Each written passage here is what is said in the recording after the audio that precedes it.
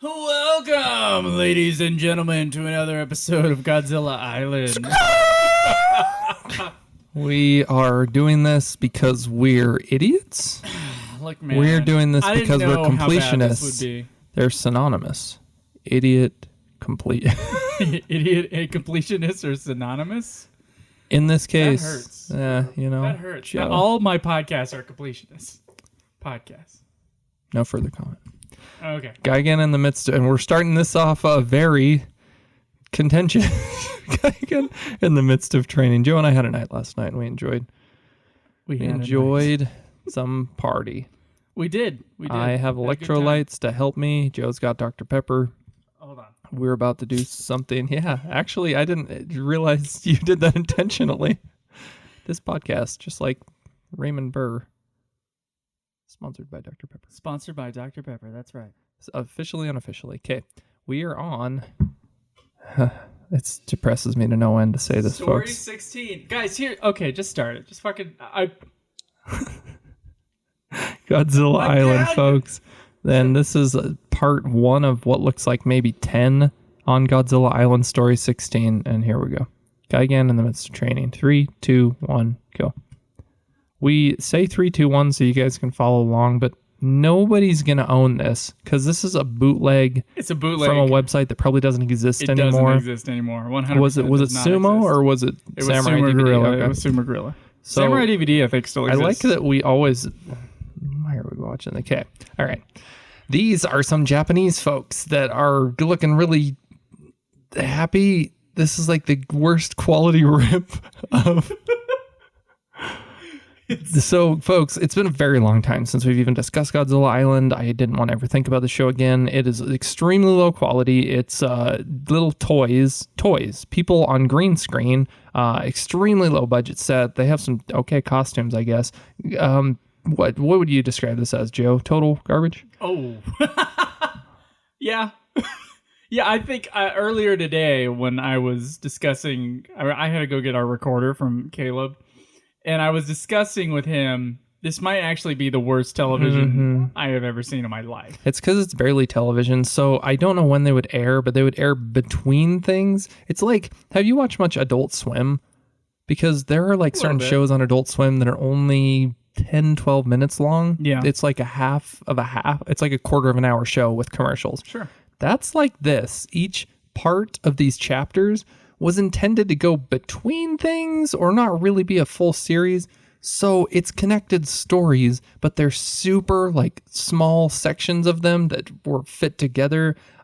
They didn't put much effort into it. You know what they did, Joe? These are the toys. These are the action figures that they sold. And so the kaiju, air quotes in this, and they're kaiju, are little plastic toys that were like, that's what they film. And so yeah, I mean, you're not engrossed in the story here? Nope. Godzilla looks terrible, man. I mean, they all look absolutely. I mean, they're fine for toys. They're not fine for seeing them on screen. Yeah, some of them look decent. The Godzilla. Why does the Godzilla one have to be the worst looking of all of them? Because I think probably because they don't do close-ups on all the other monsters, but they always do close-ups on Godzilla's face, and it's like, got some really crappily painted on eyes there, Godzilla. Tsukuku means continue. All right. And then remember that we skip, I think, this.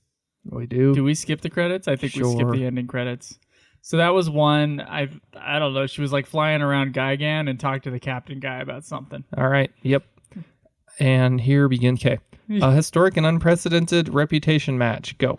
So yeah, what happened was there is a commander of Godzilla Island, and then he has this interchangeable cast of women that have been throughout all of these shows that it's like, I think we've had several girls that are his companions that help him observe the monsters on Godzilla Island, hence the name of the series.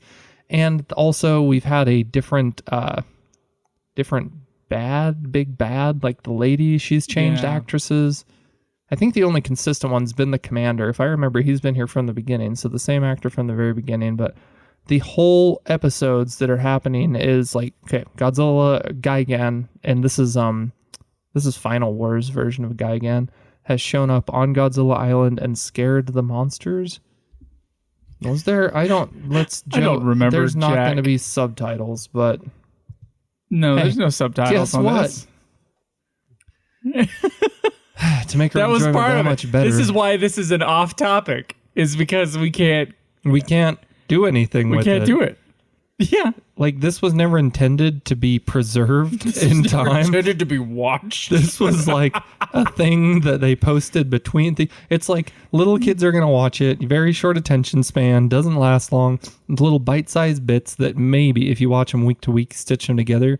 And to watch this as a Godzilla fan, you either have to be a fanatic and or a completionist, like we're doing. So yeah. And this, if we didn't make this clear already, this is all from Japan. This is not American in any way. This never showed up over here. Except the girl just walked in with the Boston Globe. Haven't you ever seen t-shirt. That though, man? People like over in Japan, it's a thing probably all over the world. You wear like a shirt that has English on it, and it's like, haha. Yeah, I mean, I don't get it because that's my native language, and I'm like, why? Why are you Boston doing Globe? Because it's cool and trendy to wear a bright orange shirt that in the I guess sometimes you see people the with New York Times is in is the Boston Globe. I don't know what type. I see. It's called. I don't know. Maybe Times New Roman. I have no idea. No, it's way fancier than that. It looks like medieval. With you're talking about the logo. Yeah, sorry. Yeah. Thought you meant a general. That bad lady. She's not too bad looking though. She's decent. These are actresses. Horrible judging men, but these are Toho Cinderella people probably like runners up. You guys get the little show with the dolls. So, I think if I interpreted this correctly, Gigan is still there. They're remembering back to, oh my gosh, these are the worst. I can't get this to function. Yeah, We've had this problem before. So, okay. I can't believe it's doing. Hold on, I'll just. Oh, It's there. Yeah. Oh, I'm sorry. The present from the giant emperor. This just makes for the best podcast. 1, 2, 3, go. Ever. Yeah, sure. I do have some off-topic questions. I have asked people to send some questions in. We're actually recording this before I've uploaded Godzilla 2000 Japanese edition. Which we'll see as it turns out. I liked it. I thought it was a good episode. I think we did. We had an enjoyable time. That was enjoyable. This is not. And we only have Godzilla versus Megalon to look forward to. I'm determined to make this a bad time. I see that. You could just ignore the show. Just have the people know at home that we're watching it. Ignore the whole reason why we're doing this. Just to be completionists. That's it. We are seeing this in front of us, and they can watch at home should they have access to it. You're talking to a guy who, even if I have all these plans laid out, I'm like, yeah, I'm going to do this and this and this. And then if I get 10 minutes or a couple pages into something that I have this whole thing planned out, and it doesn't interest me, I'm like, nah, we'll do something else. Oh, really? I'm kind of like, the plan is the thing. See? Yeah. Yeah. There's a reason we compliment each other. Doesn't matter if you're black or white. Me and you are both very white. We're very white. You're Nordic white, and I'm Scottish white. I just heard bagpipes playing. I'm just saying we're yin and yang here, but okay. Do you have the Twitter questions? I have Discord questions. Okay, I'm going to pull up. Were the only questions from Twitter on your Twitter? They were replies to my tweet. Prepared folks. Okay. There weren't that many responses. Okay, we got a couple. I have at least a deep one from our favorite comrade Yui that we may save for last because that's a lot to chew on. But you want to do? How many you got? Was that actually? It's deep. A really deep question. Okay, almost as deep as this face on this burning baby face. You saw Joe. You saw Teletubbies back in the day, correct? You had to have watched. I mean, I've seen that they exist, but I never watched them. There was a baby face in the sky that made up the sun. Yeah, this is a much creepier version of that. It looks a lot like the face from System Shock. Yeah, or the devil. The devil from space. Space devil. What's that from? Nothing. No, but it sounds just like... Oh, the voice. Yeah. Kind of sounds... the devil. Okay, I'm a nerd, guys, if you couldn't tell from this Godzilla. It sounds a lot like... Did he speak Dark Spectre or Malagor from... they're both the same thing from Power Rangers.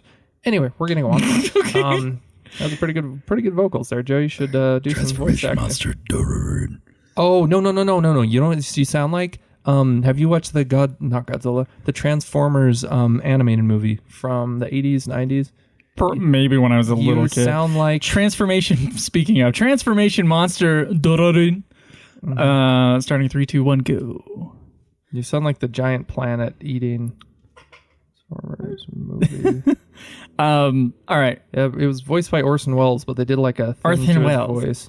Yes. Abrac asks, Unicron. Sorry, you sound just like Unicron. You guys are gonna get it. Unicron. Do it one more time. What? I'll show you after this, and you're gonna go, holy cow! I sound like Orson Welles' last film role. Orson Welles. Yeah, he was Unicron, the giant planet-sized, planet-eating, transforming robot. Hello, my name is Orson Welles. That's my Orson Welles impersonation. It's not very good. I cannot subsist off anything but eating planets and energy. I can't imagine Orson Welles making that voice. Am I confused? Like I said, it was through a filter. They absolutely okay. used filters and. It's like I can only imagine him making very smooth. He's very smooth and very deep voiced, but I can't do the deep voice. Tell me it doesn't, because he sounds either like that or like Galvatron, which is Leonard Nimoy. But anyway, go on. Okay. Like the sand is morphing into a monster. By the way, that's pretty interesting. And that 1000% was not a monster that they sold. It's so funny when they do stuff with these toys because there's seams on them. Joe, you can see like the articulation points of these. Oh, Godzilla's face looks so terrible.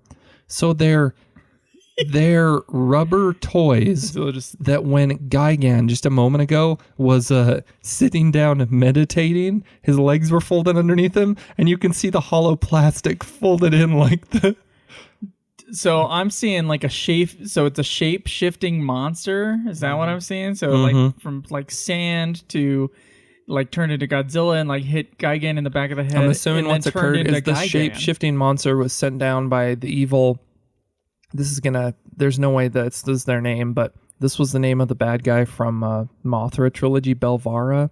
So I'm trying to remember the name of this bad woman because she's been throughout the entire series and she's had quite the arc. Like she's went, up, down, back and forth through her experiences. And then I think she was close to being good, air quotes. And then that giant Teletubby faced System Shock face sun in the sky came and was like, I am now the bigger bad and you're subjected to me. And so she's bad again. And yeah, she sent down that shape-shifting monster. Okay. We should play one more, Joe. Well, not one more. We're going to play a lot more. But then do your first question off Discord. Okay. Because I think this will be fun. Have we as a podcast ever really done questions? No, we've never done a Q&A because we actually, unlike my other show where we're way more narcissistic, we assume people don't care about us. They care about Godzilla. You're like 20-something Patreon folks. So UFF, we care about ourselves more than we do Ultima than the Final Fantasy series, I think. The Duel. The simultaneous humility and narcissism in being able to admit that. But then, Joe, lay down on the couch. First Q&A episode. Yep. The Duel on the Thunder Plains. 3, 2, 1, go. We're about halfway through Godzilla the first question 16. From who? Drew, this is very important. This is from Abrac on our Discord channel. Join the Discord, everybody. You can talk to me. Join Twitter. You can talk to Drew. Yeah. It's funny how we're so. I told you we were yin and yang. What is the best condiment? I didn't know if you'd end that word. What's the best What's condiment? the best condiment? Mint. Joe. Condom the condom mint. mint. Oh boy. We got a lot of material to fill here, folks. We got a new invention as well. Condiment. Okay, like without knee-jerk reaction, my thought was mustard or sauerkraut. Dude, sauerkraut. Are we counting that as a condiment? I mean, you put it on stuff. Okay, but I guess it's not a traditional. Sauce. It is a condiment though. Yeah. Like jalapenos. When I think condiment, I immediately think sauce. Mustard. And then probably number 2, if we're speaking strictly sauces, I'm from Utah, folks. Fry sauce. Fry sauce. So mustard and fry sauce. But unless you can douse things you think in that it's called fry something sauce. Else. Mustard, you only need a little bit, and it kicks it up to Heinz that special company notch. calls fry sauce mayo chup. Yeah, because they have to which is describe wrong. it to people who aren't native Utah. That is a Utah dish, and we call it fry sauce. Yeah, it's an excuse to eat pretty much straight mayonnaise because it's like mayonnaise slightly laced with I guess maybe sometimes it's a 50-50 mixture. If we're getting on condiments. I like it slightly heavier on the Okay, well, I'm going side. to let you answer the question. What do you? Sorry. Favorite condiments? My favorite condiment has to be mustard. It has to be mustard. You brought up mustard first, and I'm like, yeah, mustard's I don't the get one. how people... Yeah, I don't get how people don't like mustard. Anthony doesn't like mustard. He's wrong. Strange to me. He's wrong. Yeah, I mean, exactly. he makes the beer brats. I know, And the he beer just broth eats. Okay, You gotta put a little bit of just a little bit, as- just a taste of mustard. I would say a refined palate as that man has. He's a baker, a chef. You know, he likes to cook.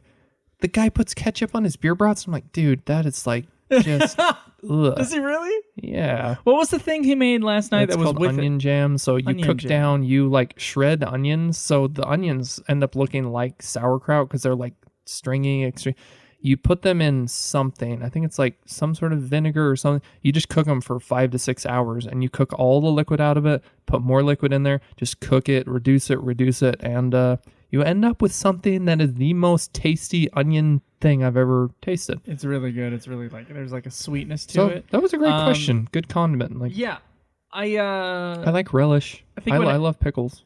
somehow it carries on. 3, 2, 1, go. In the last episode, there was at least a fight with Some bad guys. with Mechagodzilla. Okay. And Mechagodzilla's versus the made its sand appearance. monster. Was it? I wonder if it was actually Mechagodzilla or it was Mechagodzilla versus that shape-shifting sand monster thing. Yeah, Okay. at least at the end there, because that's the only time I paid attention. Yeah, me too. We were Whoops. mustard. Mustard, way folks, too is into our 1,000 mustard times more conversation. interesting than Godzilla Island. All right, yeah, Folks. I'd like to know what he did with that because it was really good. Like the yeah, ask oniony him. thing. Like I I wanna would know just what have liquid he cooked up cooks it onions in. with it, but like So there was a different texture to it and like a sweetness to it that I really enjoyed. you watch much Anthony Bourdain back in the day? Rip. Rest in peace, Tiny man. bit. So he worked for years in restaurants, and any restaurateur, blah, blah, blah, people will tell you, or if you go to like a Cracker Barrel, the way you make your vegetables, and yes, they are vegetables, is you cook the vegetables, and when you're cooking them, you put butter on there, more butter, so that they're vegetables, aka they're just doused in butter, and oftentimes they also put sugar, more sugar, and a little bit more sugar on there and cook it down. So I'm assuming it's something like that with his stuff. I don't know what liquid he uses, but yeah, folks, just that's how you make good vegetables. Is you make them really you have Anthony unhealthy. cook it for you. I'm assuming he does something of the sort. My father growing up would make and still you take yellow onions or I think it's white onions, peel them, definitely not as small as he does, and that's exactly what you do. He always joked, you think you put a lot of butter in there, put even more butter in there, and then put sugar on it, and you just let it simmer and cook down, and those things are, oh my gosh. For those of you out there who can't stand onions, You're wrong. you're wrong. Yeah, that's just We it. said almost simultaneously, I mean, and come the on. mustard. And you gotta have the mustard, and you said sauerkraut. I'm like when he said condiment, I thought immediate image in my head, and I think we were similar on this. Yeah. I thought hot dog type thing, Well, covered with sauerkraut and some mustard on the top. we discussed this a little bit, Joe, and yes, that is the perfect dog. I personally, a lot of people are going to think this like a transgression, but I like mayo on my hot dogs too, just a little bit. Yeah, I'm A little alright bit with of- that. You got to have, okay. Now that we're off the topic, we'll go to the next question after we say this. I'm definitely not anti-mayo. What? Okay, what just happened? I don't know. There's a fight. There's some fighting. fight, Look, yeah. And then wow. there were, like, What do you people know? talking. A children's show. You have to push B. A children's show. Call Godzilla. Call 3, Godzilla. 2, 1, go. In the children's show, there's a fight every week, a conflict, and where in the end the heroes resolve the conflict, and the big bad goes, "Darn you! I'll get you next time," and Well, goes this one away. they just have one move of each fight. Oh yeah, each part, because this chapter 16 is like 10 to 12 parts here, and so they have to stretch it out. Okay. We don't know how long it is. There's another screen on the DVD. It could go Whoa. on forever, Drew. Sorry, didn't mean to. Just like to horribly depress Mustard. me. Mustard. I drink a lot last night. I guess I have a few more beers. I'm gonna go get myself so I can get through this. Don't drink, Good old folks. day drinking. What is it? 1:47 p.m. Hey, if I didn't work tomorrow, why not? Hey man, One why of the ones. not? I do work tomorrow though. final part of that question, because you brought it up. What is your perfect hot dog? I'll let you answer, and then I already have mine in mind. Pretty charred. Well, okay, so pretty charred, but I'm thinking build it. Like, when you build it, what goes into your hot dog? What goes in? I literally just told you. Hot dog. Mm-hmm. It's a ton of sauerkraut. A ton. I can't stand I a love ton. sauerkraut. For me, mustard is like sauerkraut. Use sparingly is the best way to use it. And then just a little bit of mustard. Okay. To kind of help get everything down. I like a normally cooked hot dog. Maybe not charred, but, deep brown, whatever. Base, in the bun, before you put the hot dog in there, get your mayo, base, stick that hot dog on there. Okay. Relish, that would be okay. I like relish. A little bit of sauerkraut, a little bit of mustard on top. Perfect dog. The best ones are Chicago style, man. They have a pickle on there, like on the top. Oh, yeah. With the sesame bun, and I think it's relish. You can get them from Sonic, but they're good. When was the last time you went to J-Dog's? Oh, yeah, J-Dog's, Utah staple for you folks that are ever going to come down here. Man, if you're going to Provo, go to J-Dog's. Mm-hmm. Whatever they use in their hot dogs is like, whoo-hoo, plus their sides. Excellent. It's like gourmet hot dog. All right, you got that. I'm going to go to a Twitter question now, folks. These things are, basically, we can't tell what's going on when the people are talking. We can't. And also, we just have to, figure it all out in context. Guys, there's not much context. It's people talking to each other as, again, with no words. It looks like I think we've discussed this once, the little floating robot. So there's a new version of Mogura that I think showed up in Godzilla 2000, just showed its face here. Mogura from, Now's Adventure 3, 2, 1, go. What's that name of that show?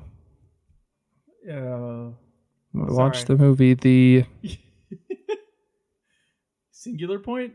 No, sir. No. Show? The Mysterians. I'm sorry. Movie. Okay. Yeah, show. You said flick. Show, and I immediately thought television. All right, I'm going to start from the bottom for our Twitter 8 questions, because Comrade Yui's is by far the deepest. Do you prefer new MonsterVerse movies?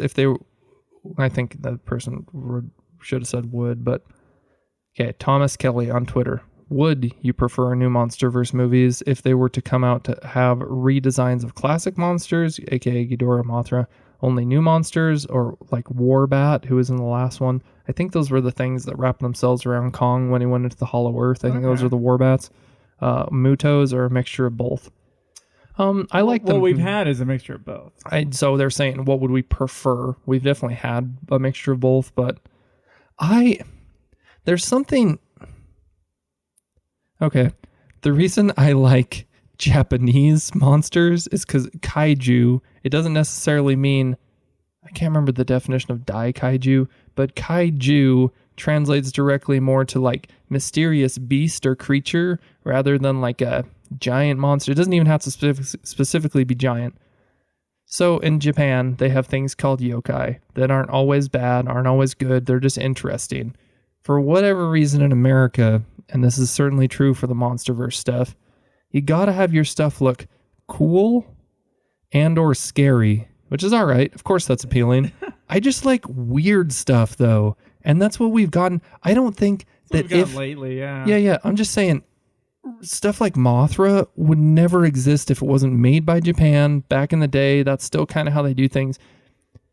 We would never make a giant moth. Like, you had to see there's a tin in Walmart of the American poster of the original Mothra movie where Mothra looked scary as crap because they have to appeal to American audiences, whether it's what we actually like and what sells or how it's always been marketed to us, and that's the reason we enjoy it. There's not as much variety in American stuff, I can say. They're just like scary and cool.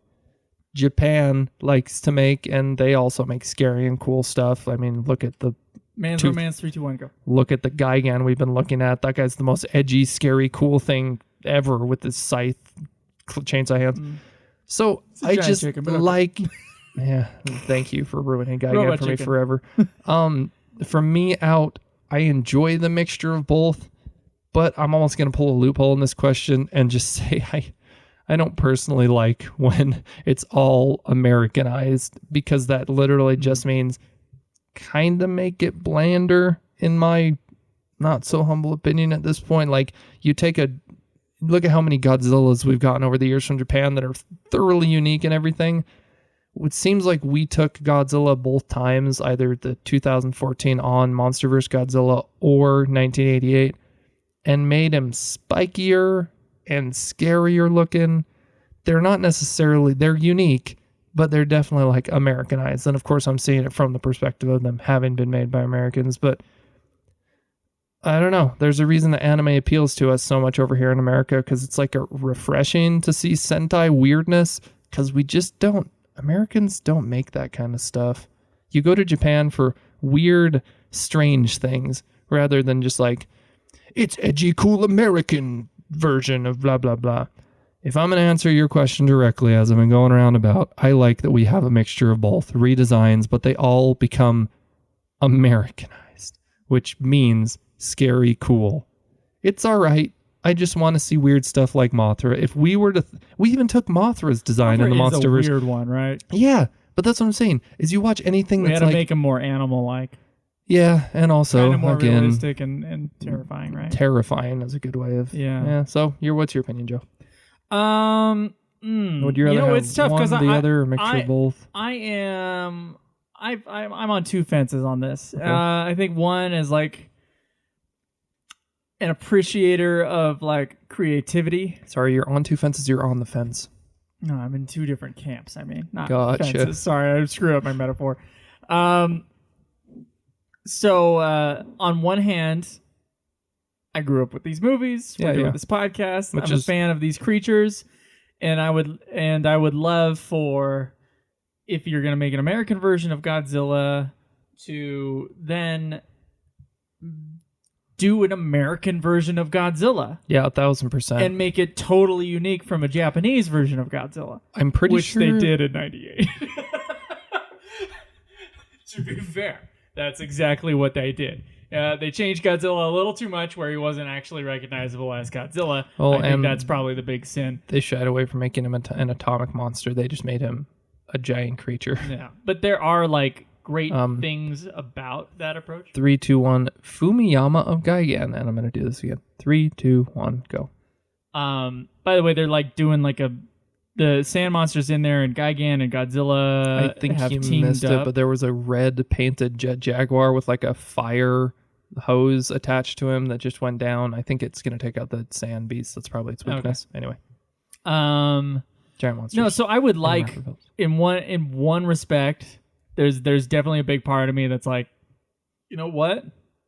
We have the character of Godzilla, but we're gonna make something totally unique, something that's totally our own, and we're gonna have that big budget Americanized kind of thing to it, and it's gonna have the weight of an American film that the Japanese just can't get away with, and that's it. Don't have the budget for us. They don't have the budget for because it. they absolutely can make the weight. Like freaking Shin Godzilla has been the best Godzilla since it's. What I mean is like, it's production value, which Shin Godzilla is the best production value in all the Japanese Godzilla films, and probably one of the highest production value Japanese films I've ever seen, but it still isn't. No, it's not even close, right? Well, it is, but they're smart enough to hide certain limitations, like certain limitations. Yeah, but it still doesn't. I don't even think. I know the special effects are a little bit better, but it still doesn't have that like, this set was huge when they were doing the '98 Godzilla. Yeah. And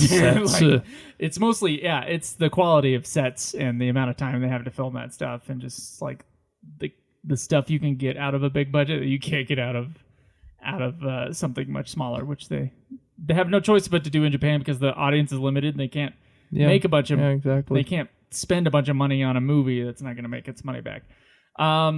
So that is something where I'm like, screw it, make American creatures, or have American designers create creatures that have an American feel to it and are really scary and probably more animalistic than the Japanese. Warbat, obviously, which is awesome, an awesome creature. Yeah, so there's that. And I love the Mutos. I think they're cool. I think the Mutos are cool. The Skull Crawlers are really cool. Yeah, they're cool too. Yeah, they've been like drip feeding us cool monsters. That none of them have, except for King Kong, really. have kind of the same presence as these other monsters. Yeah. So I But- wasn't fully paying attention. I think they just destroyed the sand monster. But go on, Joe. I'll figure this out as Okay. your continued answer. But the other part of me like wants all the classic monsters. Oh, thank goodness. And, that was it. That was story 16. that was it for story 16. So they wrapped it all up within like 5 minutes at the end. They beat the big bad, and blah blah blah. My goodness, Not we're getting the some the Neon bad of Genesis the week. Evangelion here. Porcupine's Dilemma, story 17. 3, 2, 1, go. So we are on a new story. So that was just like that entire arc was the sand monster, the shape-shifting down. sand monster, and then Yeah, all I the think- monsters had to defeat it. Mm-hmm. Okay. On the other hand, I do love these monsters, and I want to see. Like, I was really excited when we got like the Mecha Godzilla at the end of Godzilla versus Kong. Yeah. It just being like, oh, it's Mecha Godzilla, like that, like surprise moment kind of thing. I thought that was awesome. And, Yeah. And so in that way, I still love the other stuff. So I guess the compromise is to be in the middle, which is where you are, which is what they did, which is like a mixture of both. Yeah, so basically, But are we both saying we appreciate if I what had they've to choose done? one or the other, Okay. I would say then I that actually, 2014 Godzilla, where it's just Godzilla that's taken over as the character, and then you make original monsters to fight against so it. still 50-50, because you have a redesign of an original Godzilla and then American ones. Yeah. I guess I'd say 50-50 too, only because, guys, we're fans of these giant monsters, the original ones, so there's a reason the appeal comes from, let's, watch this. And really, sorry to say this, I want to watch this Howl from Beyond the Fog, but my motivation to do so is less because I'm not connected to something. There's a reason they keep redoing IPs and bring up old stuff, because it really does motivate people to go out and watch it, to appreciate it, whether it's good or not. But that's kind of what we're getting at, is I like the 50-50 split they've done. I think they've done good marketing wise for that. Yeah, I think overall, so right now Anguirus is looking into the distance, and human beings are talking in this show. Yep. Yep. Very entertaining. Super. Someone who probably didn't listen to the show asks, what are your opinions on Godzilla's Singular Point? Pretty much like it. Yeah. I enjoyed it. Still haven't found out whether it's really been confirmed that it's gonna have a season 2, because I've heard back and forth, but I hope. All right.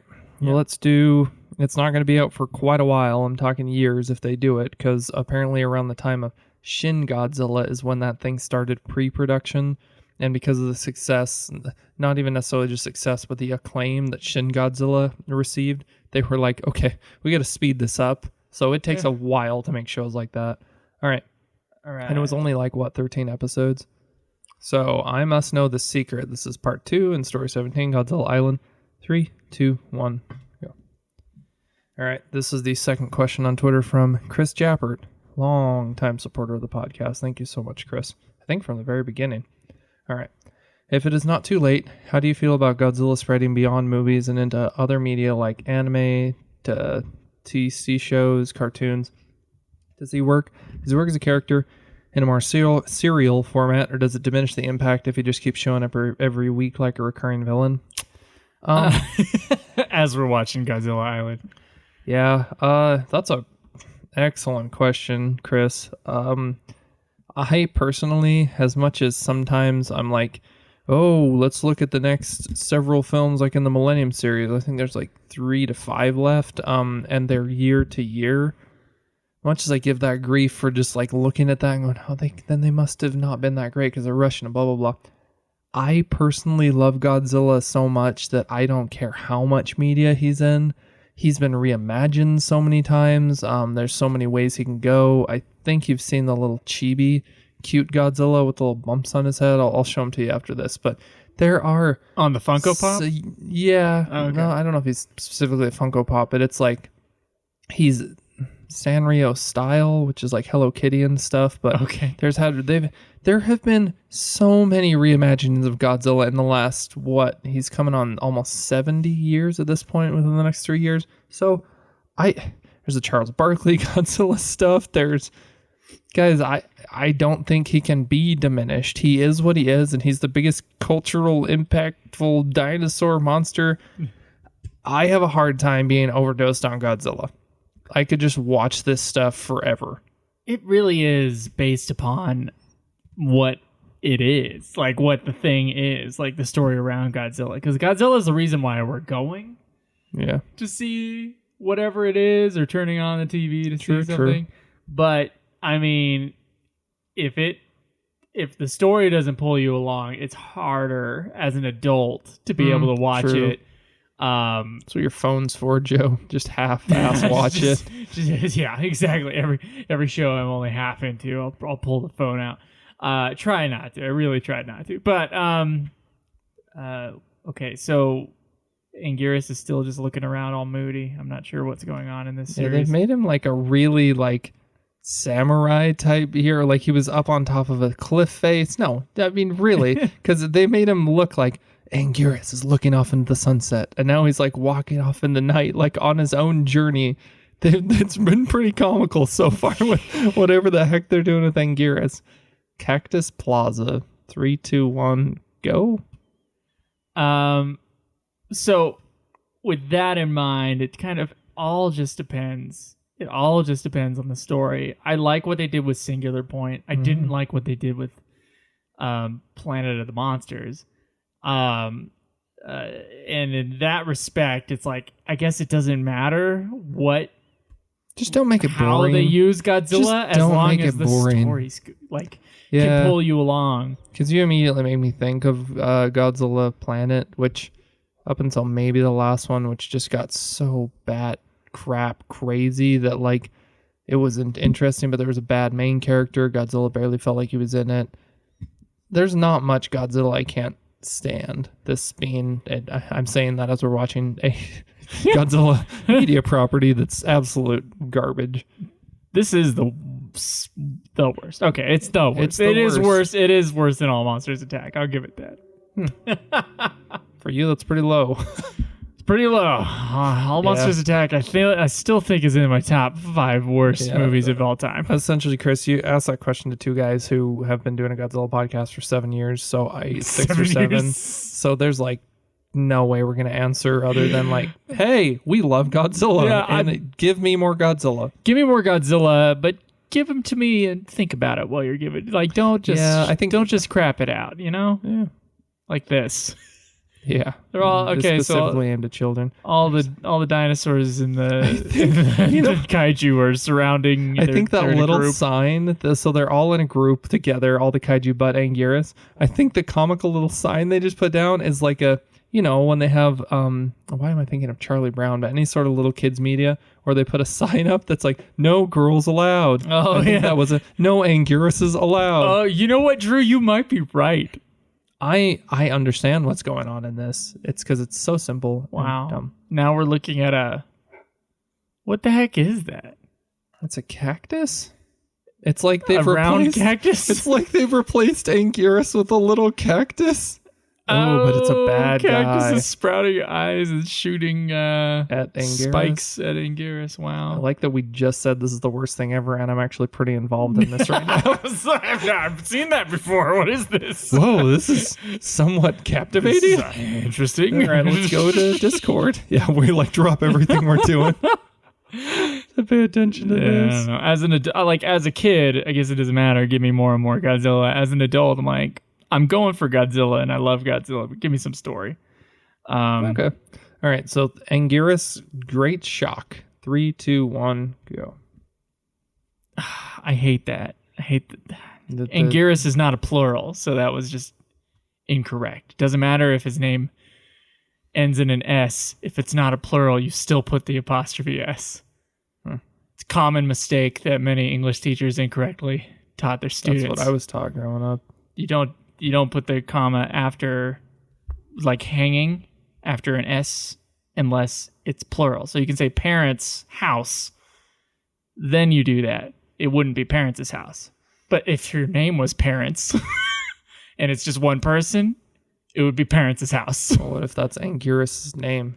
It would be Anguirus's whatever. for the possessive. Yeah, but what if that's his name? You just said, what if Parents was your name? If Parents is your name, So Anguirus is his name. if Anguirus is his name, so Anguirus's blank is the possessive. Like, that was Anguirus's cup. You don't say Anguirus cup. Sorry. Everybody, I know. You're going to have to look this up because I know half of you guys are in the car and going, this is wrong. Crickets? No. God, look. Grammar is important. That was my worst impression of crickets ever. Okay, go. Although I am sure I have made mistakes in our podcast feed. All right, Drew. Jeez Louise, I have to look. We just made the most... I have to... What is going on in this show right now? It's very strange. And plus that everybody's Godzilla, staring. That Anguirus model is not the best. No.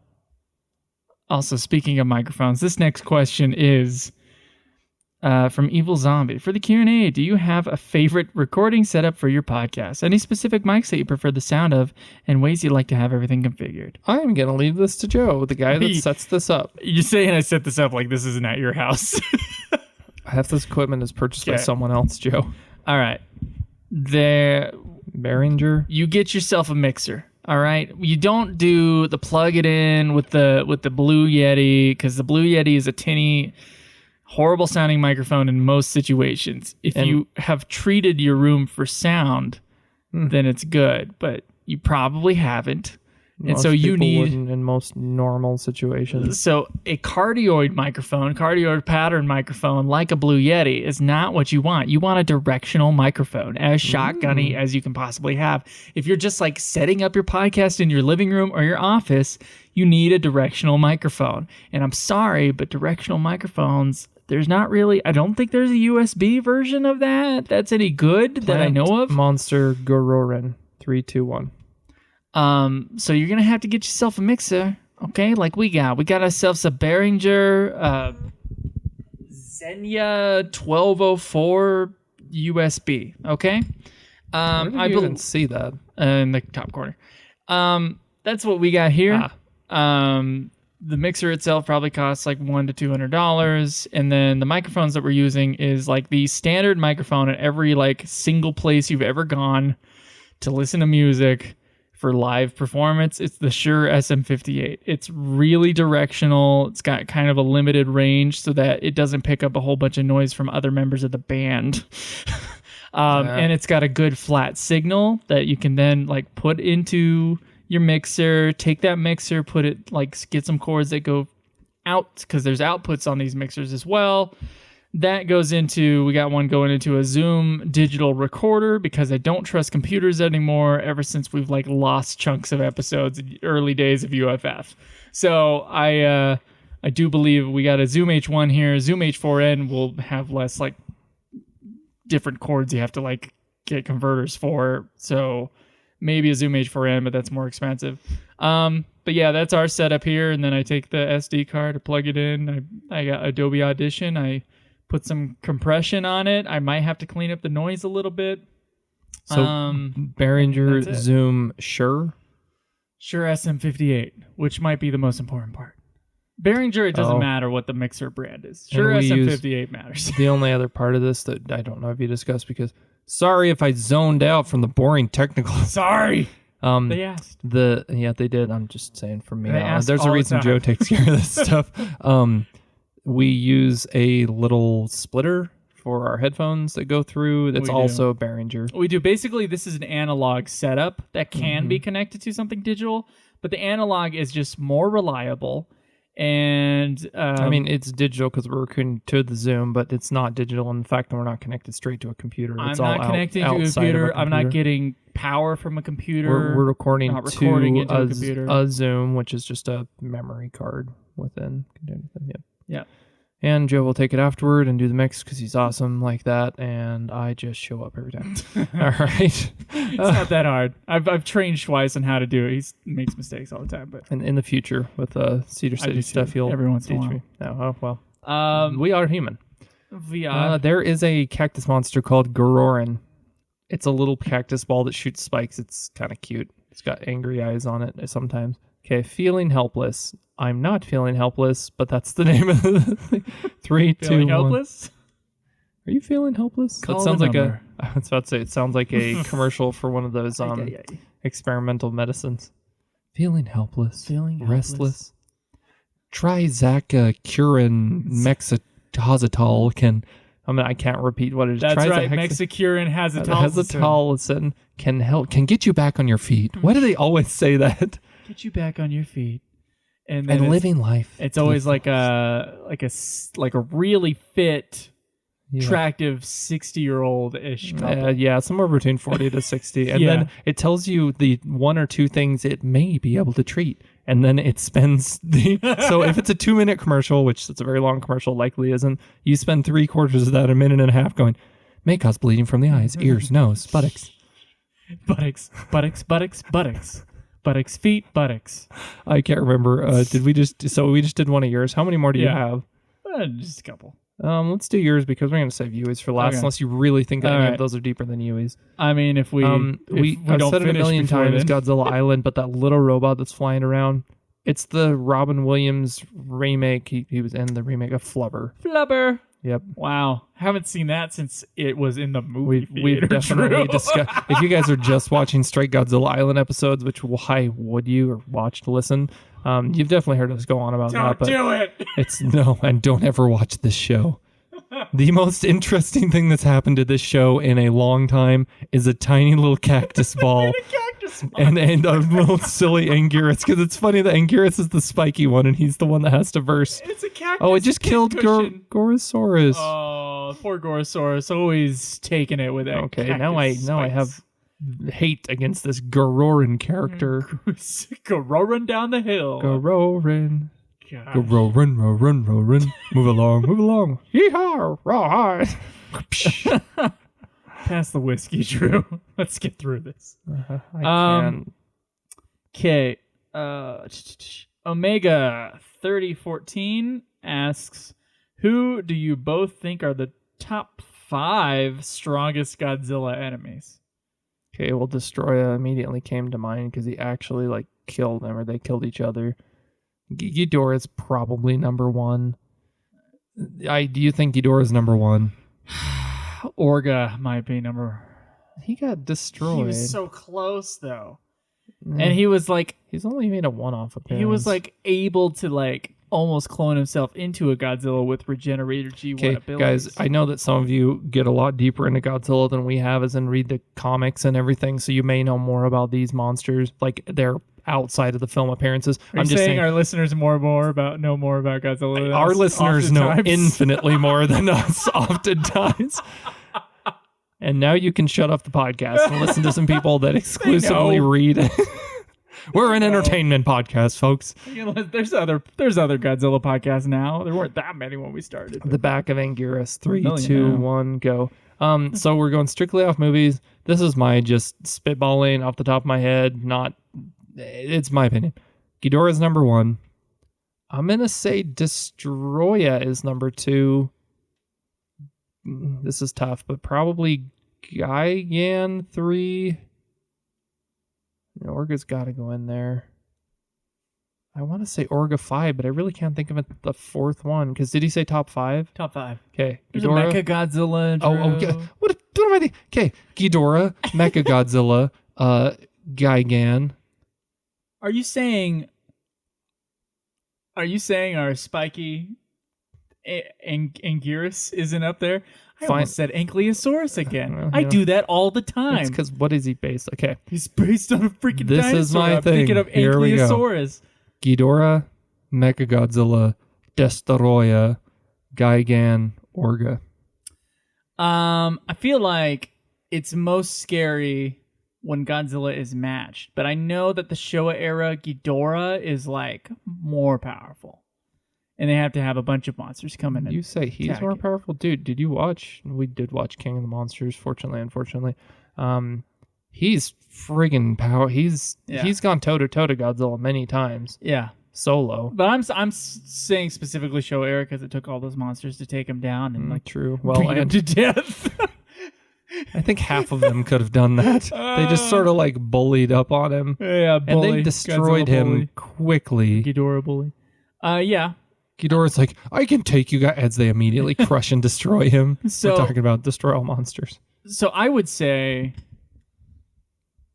I guess Ghidorah is number one. Yeah, I mean, I even if suppose. he's not the biggest or most powerful, freaking in I Godzilla love Planet, he Ghidorah. is insane. That's true. Everybody's already speculating if they do Godzilla Singular Point Season 2, it's gonna be Ghidorah. Like, he's gonna come through. You notice neither of us said Mothra.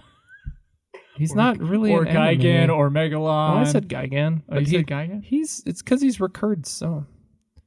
I don't know. He just seems Okay. imposing against Godzilla.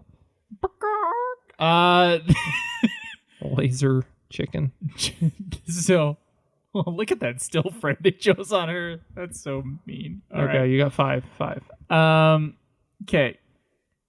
King Ghidorah, number one. Number two, I think, is Orga. Really? Could have been Okay. really something special there. But Godzilla did. That surprises me. You're putting him above Outsmarted. Mechagodzilla? I am putting it up. Well, All right, I'm depends on the Mecha Godzilla, true. dude, he I'm got just thinking- destroyed by OG Mechagodzilla in his first appearance. Not destroyed, but he could beat him with King Caesar. Barely. You're making good arguments, Drew. You're I'm making excellent good I'm the voice for the people listening to this Look, podcast right now who are thinking like, you had Joe your put Orga You had above your top Mechagodzilla? five. Okay. No, I get mine. I'm shutting my mouth. The commander's reflection. 3, 2, 1, go. I would say the newest version of Mechagodzilla is probably the most powerful from MonsterVerse. Yeah. Okay. All right. I'll put that one above Orga, but Orga is number 3. Destroya is number 4. So surprising. All right. It's just the powers involved, man. True. And we had nuclear Godzilla. I guess you're right. We did just watch 2000, but he was pretty powerful throughout up until right at the end when Godzilla went all out. He lasted the whole movie and just, yeah. Okay. Humans, number 4. And as I throw the mic and toss it up. Mankind. Mankind. Dr. Sarazawa. It wouldn't be, yeah, no, you're right. That's actually, you just made a good argument. Giant monsters. The question is giant monster All right, enemies. okay, How did you all word right. the question? How tall is Omega. that man? Or can we get away with it? No. Average height of a Japanese man? Probably pretty average, yeah. It doesn't look that impending in the motion picture. Imposing. Imposing, yes, thank you. Definitely not Rodan. I was actually wanting to put Rodan. I think, It's just too bad. The dinosaur E1s, besides Godzilla himself, yeah, are that. always the just kind of swept to the cannon side. fodder, yeah. What's the Terror Mechagodzilla one? The red one? That one? Titanosaurus. Titanosaurus. Thank you. That one. And then, of course, we've got Gorosaurus in this. Weak. No, Oh yeah. my gosh. Oh, thank goodness. King Ghidorah. Sorry, the commander Wow. just about got killed by Gororin. Yep.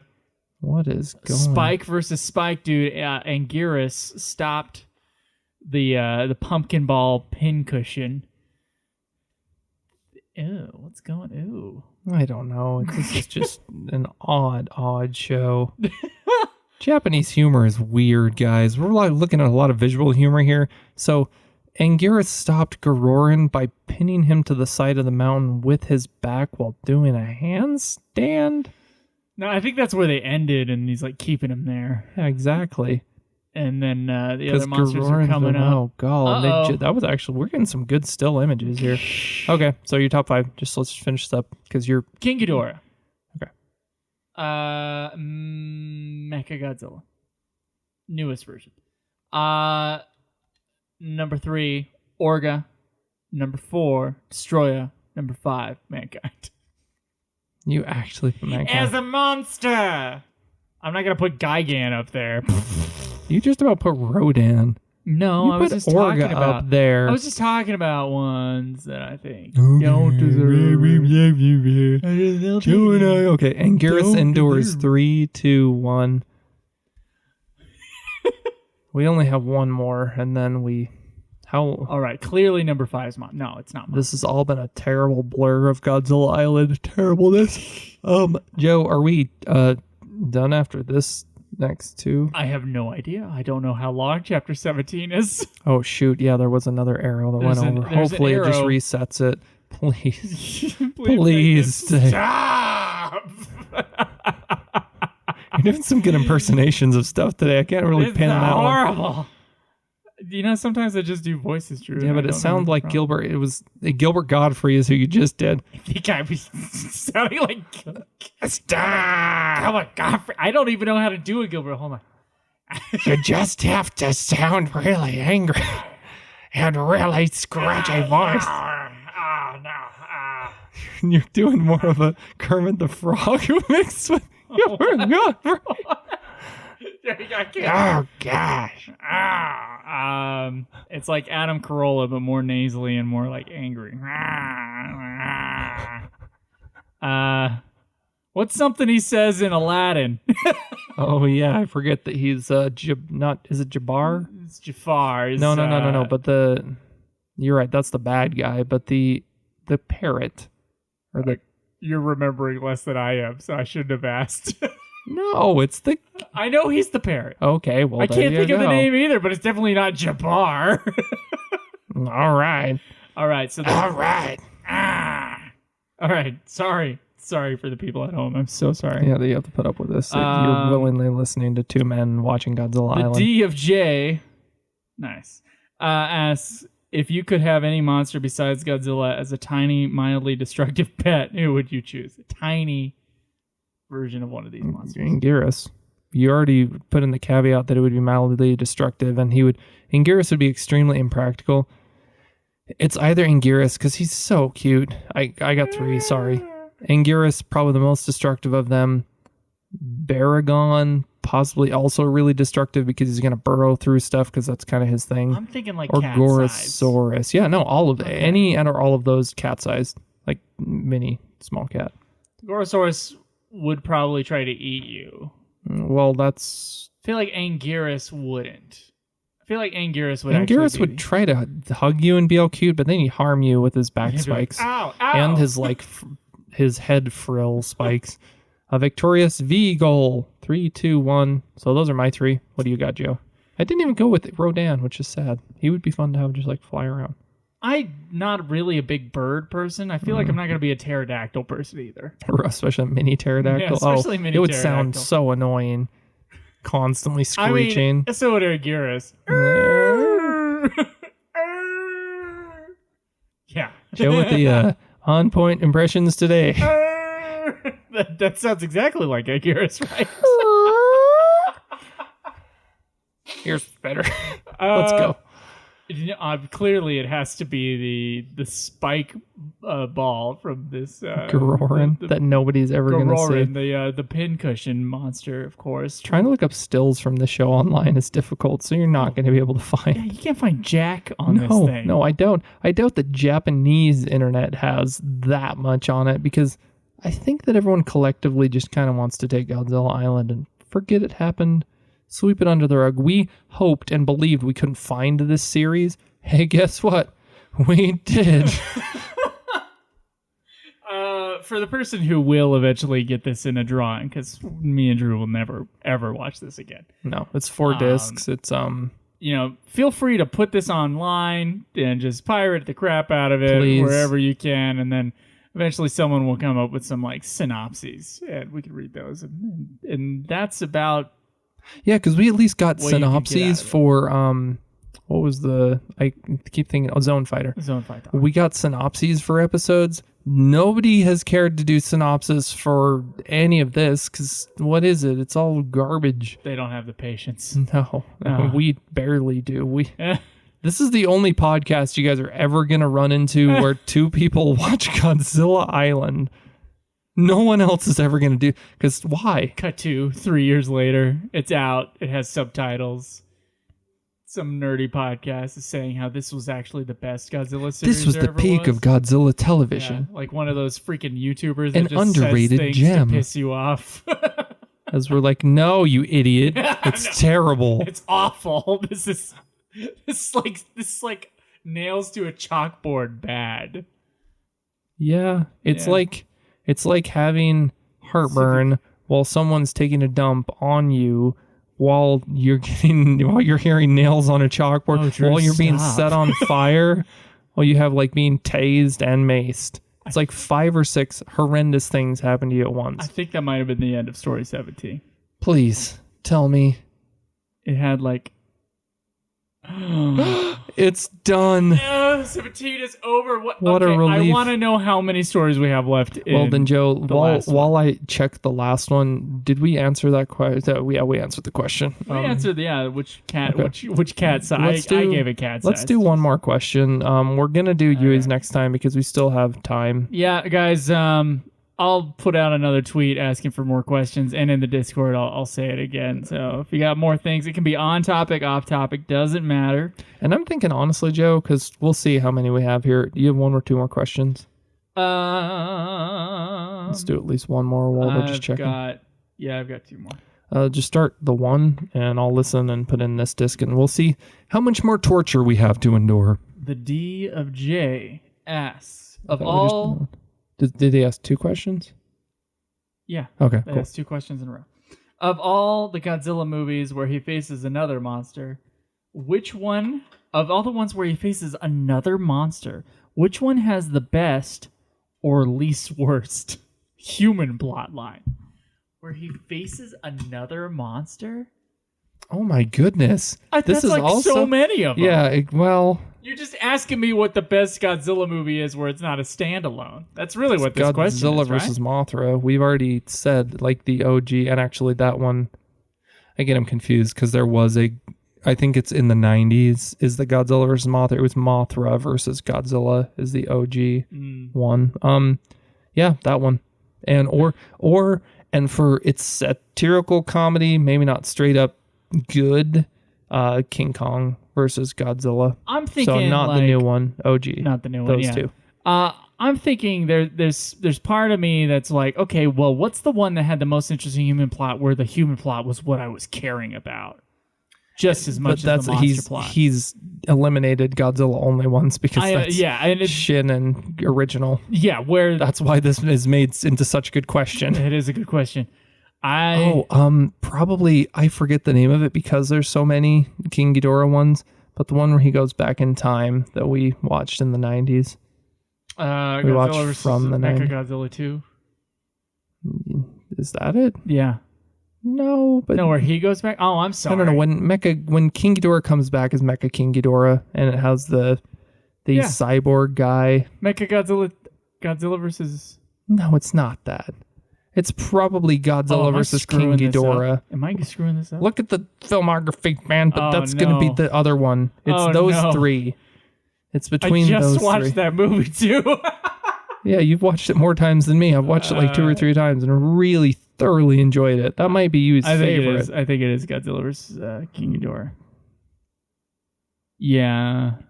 I'm just thinking of how much I cared about that. It's really convoluted with the time stuff, but like... Oh man, we have taken too many freaking breaks in this show. Godzilla. So the 4 that I'm coming up with, and probably in this order, let's say Godzilla versus Mothra, King Kong versus Mothra versus Godzilla. Sorry, from the 70s, late 60s, whatever. Yeah, that's the time traveler ones. Godzilla versus King Ghidorah. Wow, screwed that one up. Thanks, Drew. So Godzilla that one, sorry, that one, King Kong versus Godzilla. The Godzilla versus King Ghidorah, and then I'm gonna say throwing somewhat of a wild card out there for us. We really enjoyed. I liked the human stuff. Biolanta, because wasn't that the introduction of Miki? Or I think and she became a key character through those Heisei era films. I'm thinking Terror of Mechagodzilla. Really? I always forget that because it was like at the very tail end of the show era, but that is a really good one. And that was the one where we're like, look, guys, people go, Godzilla movies don't have that good human stuff, and we just named off like 5 that are actually pretty good. True, because there's a lot more movies than what we just named. Yeah, okay, we just named 5, and there's over 30 at this point. Also, so there's 5 that are good. Second brain fart of the day. I forgot Anguirus' name, and also mixed up 2 movies from the Heisei era. So it's great. Yeah, there's actually quite a few that are more than decent. Like I cared about the characters. Yeah.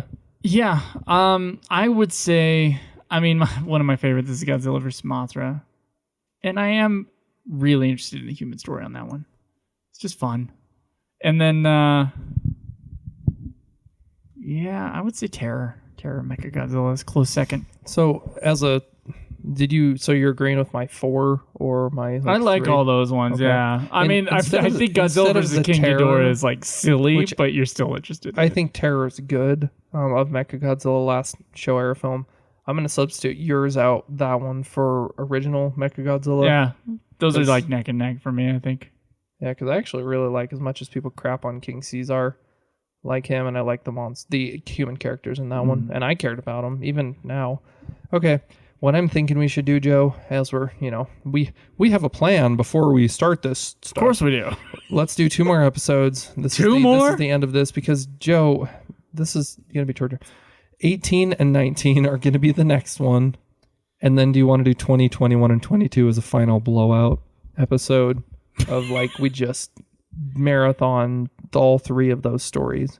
Then who knows if this was actually put together well. I'm talking about not our podcast, which it always is, of course. You guys, we're professionals. If Godzilla Island was put together well in any way, 20, 21, and 22 are going to be the trilogy ending off this amazing series. Could be. I love that one of them could end up being really long, though. That's all I'm concerned about. I haven't looked up the episode numbers here. Well, I'm concerned about it too, but we just...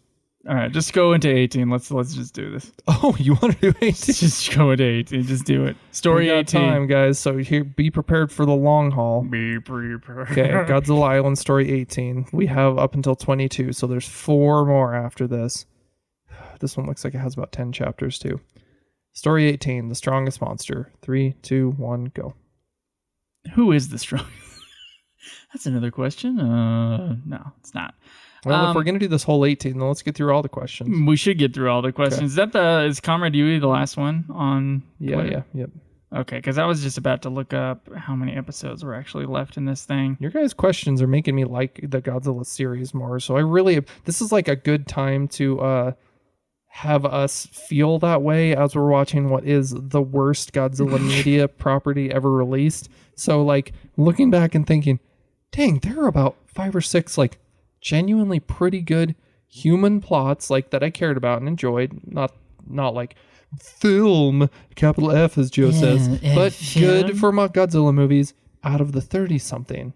And that aren't just the always highly regarded guys. You know what you hear all the time?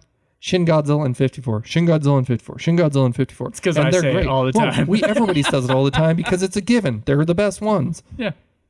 But we like a lot of other movies too in the series, many other films. So it's true. That was a great exercise of a question. We just love bombed, or at least I love bombed Godzilla 2000 for 2 episodes in a row. So yeah, that's up there for us.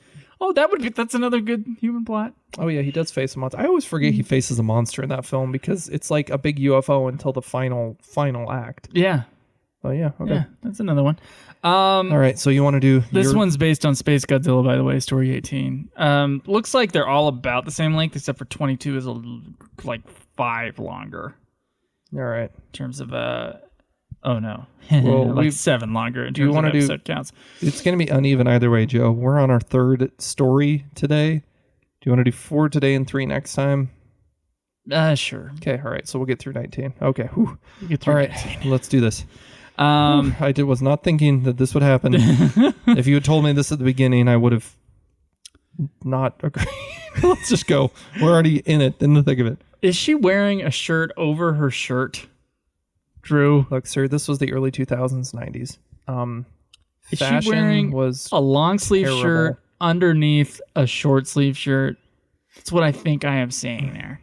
Mike, I'm surprised you're just noticing this. So this is noticing. This is not the main female character. This is like so there's a commander of Godzilla Island. What he's commanding, who friggin' knows? He's commanding one woman, and he has like a secretary girl whose fashion Joe is. The evil spirit revives. 3, 2, 1, go. Joe's reviewing currently, but it's 2 young girls and the commander.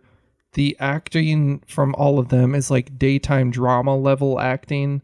Like soap level acting. Like I'm here to get a paycheck kind of acting. Like they are green screened onto nearly every single shot that they're on. And there's I don't think there was even a full set. Maybe there was.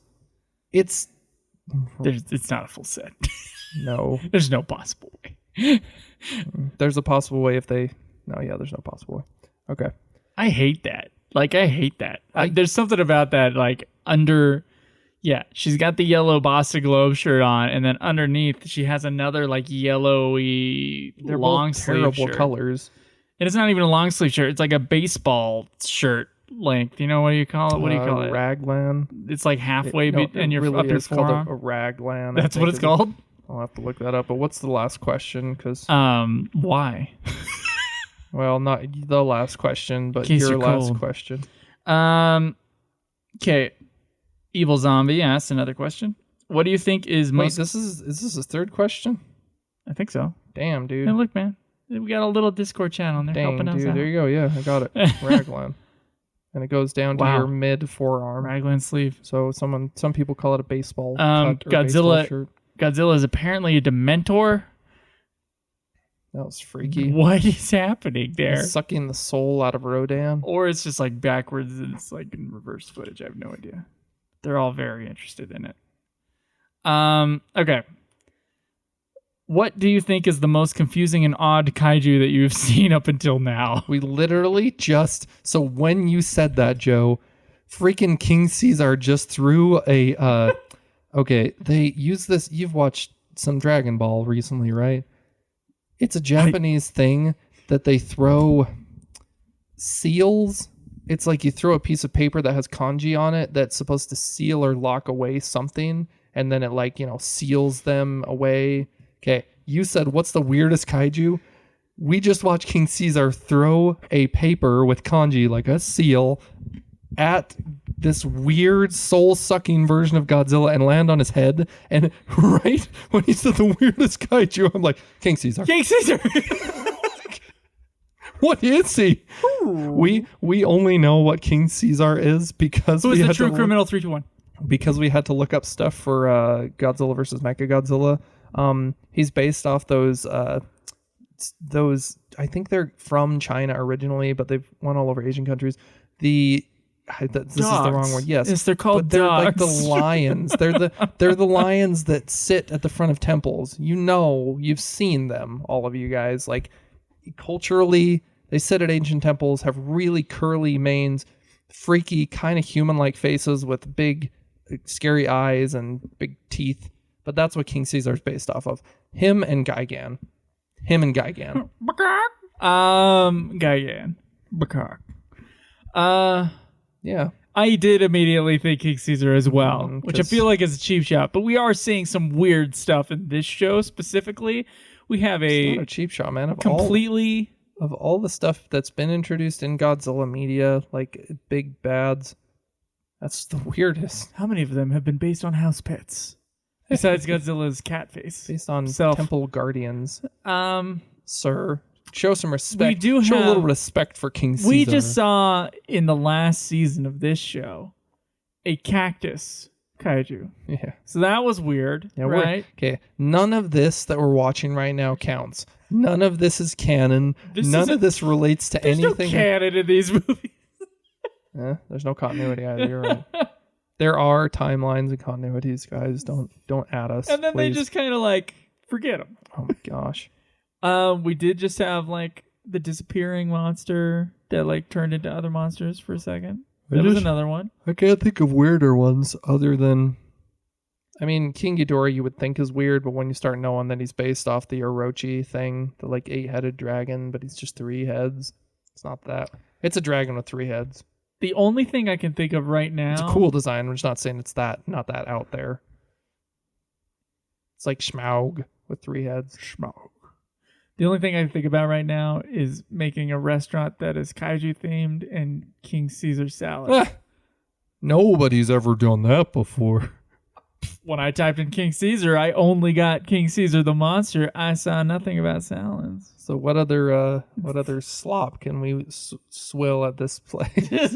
What? What other slop can we? King Caesar, Gigan chicken nuggets, Hedora ice cream. I want a Gigan size. Okay, the next episode, 3, 2, 1, go. Is it called the next episode? Nope. Okay. Nope. Definitely forgot it right after I clicked it. Just like I'm going to forget all of this that we've seen right after viewing it. All right. So one of the I can't think of any other weird ones though. I mean, Hedorah is a giant slot monster, but that's not that inventive. Sorry. I mean, you gotta have Abira. You gotta have lobster. He's a lobster. He's a prawn. That's not inventive. That's not weird. Abira, Abira special. To get the parameters of the question, can you read it just one more time? That wasn't the question. What? That wasn't. You just asked what the weirdest monster was. I've gone on a deep dive here. Yeah, but those two. King Caesar salad. Yeah, exactly. So he's the weirdest, and he's the weirdest. With Gigan being second because he's Megalon. What is Megalon? He's a bug with drill arms. Megalon is weird. He's kind of generic though. He's just got like a bug face. The fact that he shoots like grenades out of his mouth is insane. Titanosaurus is just kind of a dinosaur. He's got really cool colors. Titanosaurs. Yeah, there's ones that are just dinosaurs. Weird ones. Rodan's a dinosaur. Anguirus basically. None of the dinosaurs are weird ones. Gorosaurus is a T-Rex that can kangaroo kick. Baragon's weird. I do think Mothra is a bizarre... Varon. Okay, at first glance of Varon, okay, he looks like a spiky lizard iguana boy. Definitely looks like a Pokemon. He can walk on land. He goes through the ocean, much like Godzilla. From my own headcanon, Godzilla and Varon are both mammals that are like a dolphin or a whale that they surface for water, or for air. Wow, for water. They surface for air in my head. I don't think they have gills. Who knows? But Varon can also fly. Like, it looks like he glides, but clearly in his original film, Varon the Incredible or whatever, he goes like across the ocean to Japan, so he can legit fly. Varon's weird. Space Godzilla's weird. Yeah. Okay. No, that's a good poll. Space Godzilla's. It's not really a poll. I'm looking right at him. Well, it's like they can. People would rather forget. Weird. Certain people would rather forget. The Frightened Monsters 3, 2, 1, go. What's been happening? This one's really weird. Yeah, this one's weird. Certain Godzilla Island episodes, because we have to parse these out. Like, okay, what's going on out in context? When there's no context for anything and just weird stuff is happening. I think I just saw a Space Godzilla with a little white paper hat. Yeah, like it's very traditional Japanese stuff, not the Burger King crown. It's like, no, Joe, you've seen like the episode with King Caesar. The people at that temple, they wear like giant paper hats that are like white and black robes. Like two monsters are fighting, and then Space Godzilla shows up. Something's going on. Space Godzilla with a weird hat. Yup.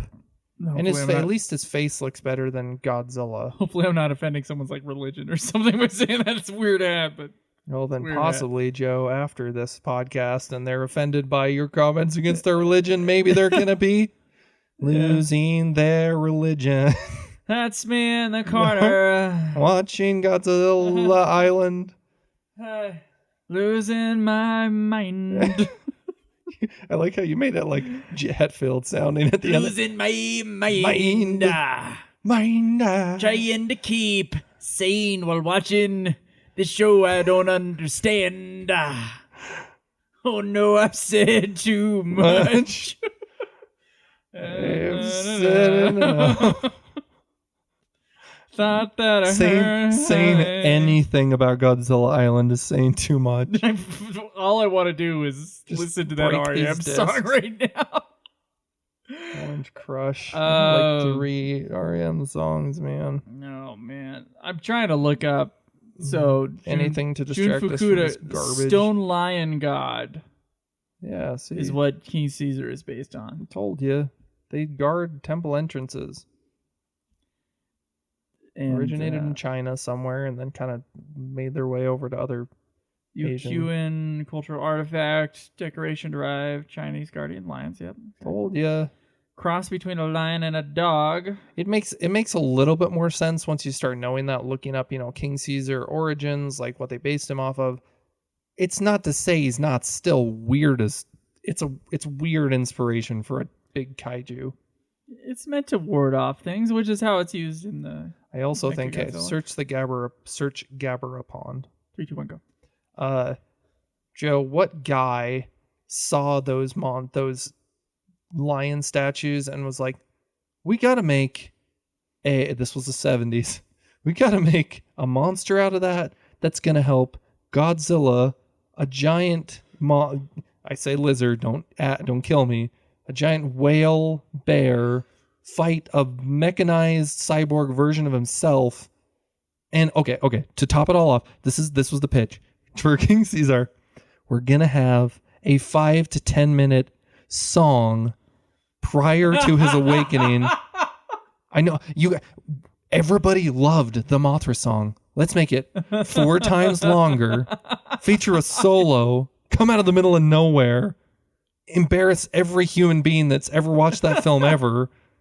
I never gave a crap about that thing. As a kid, funny. I would watch it and be like, this is going on for a while. I don't like this part. But I love how it cuts from that. She's like, so innocently, cute song, to like, a mountain explodes and then it shows creepy Caesar face. Yeah. The person who decided or who made up that monster, according to Wikipedia, is Jun Fukuda, by the way. Director of many Godzilla films. Cool. Yeah. Well, he was out there, man. He was out there. You could tell with his movies. They're a little bit stranger. Did he do Terror? I'm going to check on this. Okay, because his sensibility kind of comes across in Terror. I'd be surprised if he didn't. He did, no, he did the first... He did Ibira, Godzilla versus right? Mechagodzilla. Was Ibira his first Godzilla? I can't see right now. You're just looking through the piles and piles. Yeah, of stuff Ibira, Horror of the Deep. Because I remember Ibira, Son of Godzilla. Yeah, he was the second. So it was Shirohana made him, and then Jun Fukuda. We were watching a lot of Godzilla, and then when we got to Ibira, immediately like tonal shift. Yeah, cinematography different, jazzy. Yeah, felt camera moved a lot more. That was this thing I noticed. So basically, we can credit him with thank you for not reviving Godzilla, but making it different. Give it some energy back. A little pep. During that part of the show era for sure. Godzilla and Space Godzilla are fighting. Believe it or not, they don't get along in this one. Godzilla's still wearing his crown. The true nature of the evil spirit. 3, 2, 1, go. Joe, was that the final question? That was the final question in Discord, yeah. Okay, well, now here we are. Yui's question. For those of you who don't know, it's a long time listener, friend of the podcast, love comrade Yui on Twitter. Right. Just pulling it up now because we haven't given this question enough gravity. Gravity, always. Gravity. Never let me down. Working against me. That's a Gorillaz song from what about Demon Days or self-titled. I'm slowing down, folks. So here we go. Maybe we should just finish up 18 and call it We're gonna call it good. Okay. But then, if that's the case, how much further do we have to go? We'll have 3 stories. 3 stories. Okay. I can make it through the Yui question, and we may be. No, we'll have 4. Sorry. Okay. What do you think? This is comrade_Yui on Twitter, our favorite. What do you think separates Godzilla and Japanese kaiju from their Western giant monster counterparts? I had to get some more clarity about that question. They say, I mostly am referring to the way Japanese filmmakers handle this subject as opposed to Western ones, as in what's the fundamental difference between the portrayal of something like Rodan as opposed to the giant claw or King Kong. Okay, so... What did you immediately think? It's, Joe, Eastern versus Western culture. Eastern culture values each other. Western culture is individualism, frontier, like, trekking across the frontier, forging your own path, creating your own personal wealth. I mean, the whole world's kind of gone that way, but just traditionally, if you go to the East, they care more about society. It's community over the individual versus individual over community. And so it goes into the sensibilities when making a monster film. Because this is all subconscious stuff, man. We know as humans, if we are set out on our own over here in the West, we're deeply afraid. So we become deeply afraid of things like monsters that are scary and destroy our blah, blah, blah. The difference between maybe the giant claw that like just has a singular hero doing all this stuff and blah, blah, blah, and King Kong is it all feels scarier and less, I don't even know how to word it, but with Godzilla, it's got these deeper themes of like what they're never going to show you, Joe, in American stuff versus like Godzilla 54 is, you know how in 54, I'm talking about OG, the Japanese one, there are scenes of people in hallways being like, they're radiated and a little girl crying. Yeah, they're never going to show. What did they cut out of Godzilla 2000? They cut out a lot of the Japanese people, like the shots of Japanese folk going about there every day, because in the American version, we don't care about that. We care about our suave hero man with the lady, and nowadays we flip that and we have the female hero who acts like she's a male sensibility. We're not that good at writing generally female heroes yet. And it translates to you get a big scary monster without much substance versus when it's at its best, giant monster movies from the East. It's a deeper, more touching. Western giant monster films are schlock, minus King Kong, which is actually really well done. And you count Jaws as a giant monster? Yeah, I do, because he's bigger than a normal shark. Okay, then those being the exceptions, in general, Japanese monster stuff can be taken more seriously and deep and have stuff like that. That's why the only way we could interpret and sell Godzilla stuff over here in the 70s was through the lens of, look, it's a goofy monster. Because it doesn't sell over here. It wouldn't. It would have, but not like they thought it would.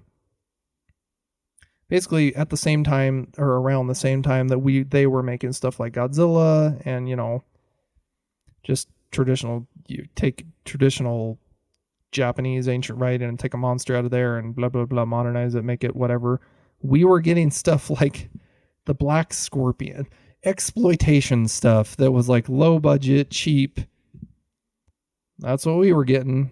The super gigantic Godzilla appears. 3, 2, 1, go. And Godzilla and Space Godzilla are still just fighting, by the way. 3, 2, 1, go. I think very scattershot.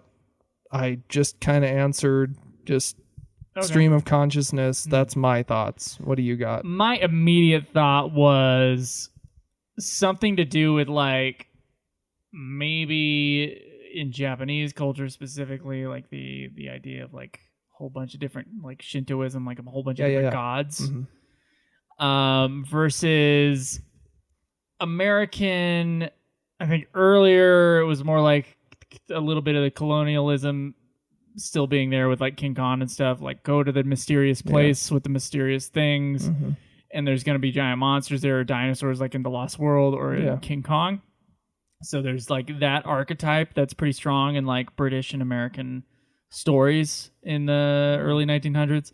And that's still in there. It's like the mysterious, you haven't found this thing. The other. That just like you've discovered. So that's kind of a thing there. But that also leads things to be more, because it's all about like on the frontier. Like you were actually saying a little bit of that earlier. Like you're on the frontier, you're exploring, you're going out on your own, you're finding this thing. And usually that thing is like something more, it's not godlike, it's not spiritual, it is something more concrete and animalistic.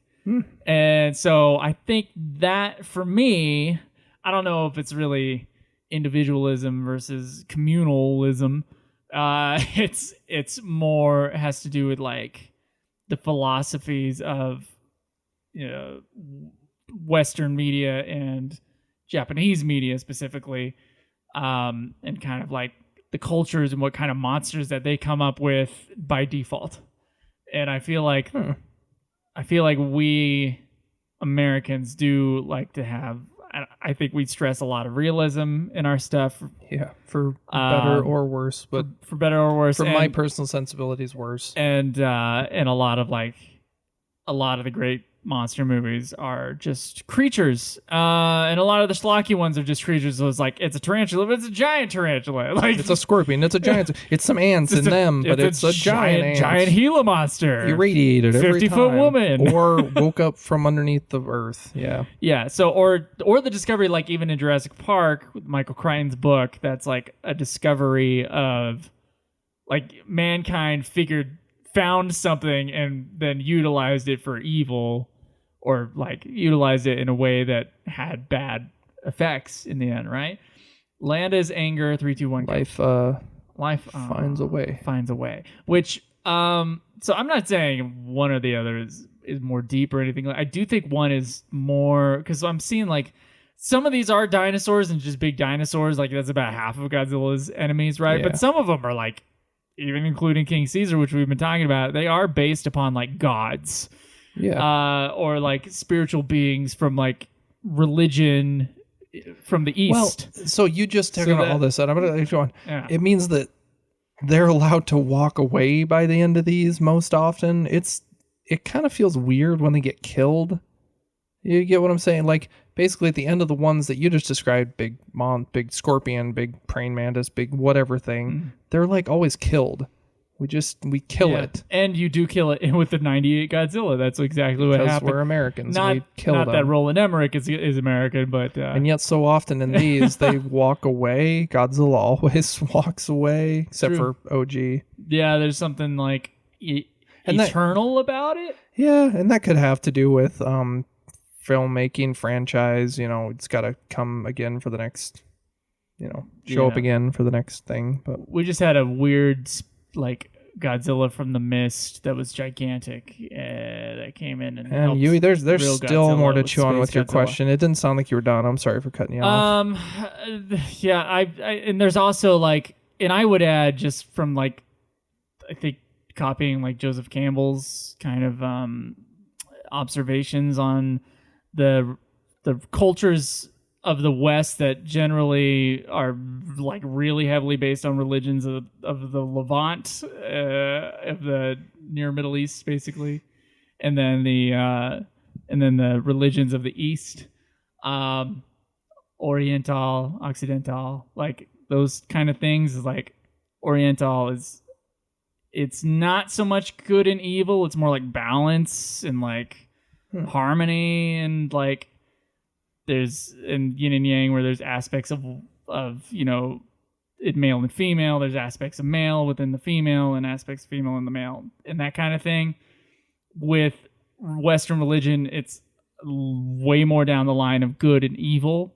So a lot of the storylines would be good and evil, like in Jurassic Park. Like what you're doing here is evil, kind of a thing. Cut and dry versus and like what the shark is doing out there in Jaws is like really bad. We got to get rid of it, kind of thing. Yeah. Like there's no like leave the shark alone. There's kind of a thing there, which there is a leave the shark alone because you can't lose summer dollars. You can't lose summer dollars. Let's just. Do you just want to do 19? We're on a roll. Are we on a roll? Okay. All right. A strange mushroom. 3, 2, 1, go. Let's say we're on a roll, as in we're already in the thick of it. Let's just get it over with. But yeah, that's where I'm immediately going. I think it's like colonialism plus realism plus good and evil on the Western side of things.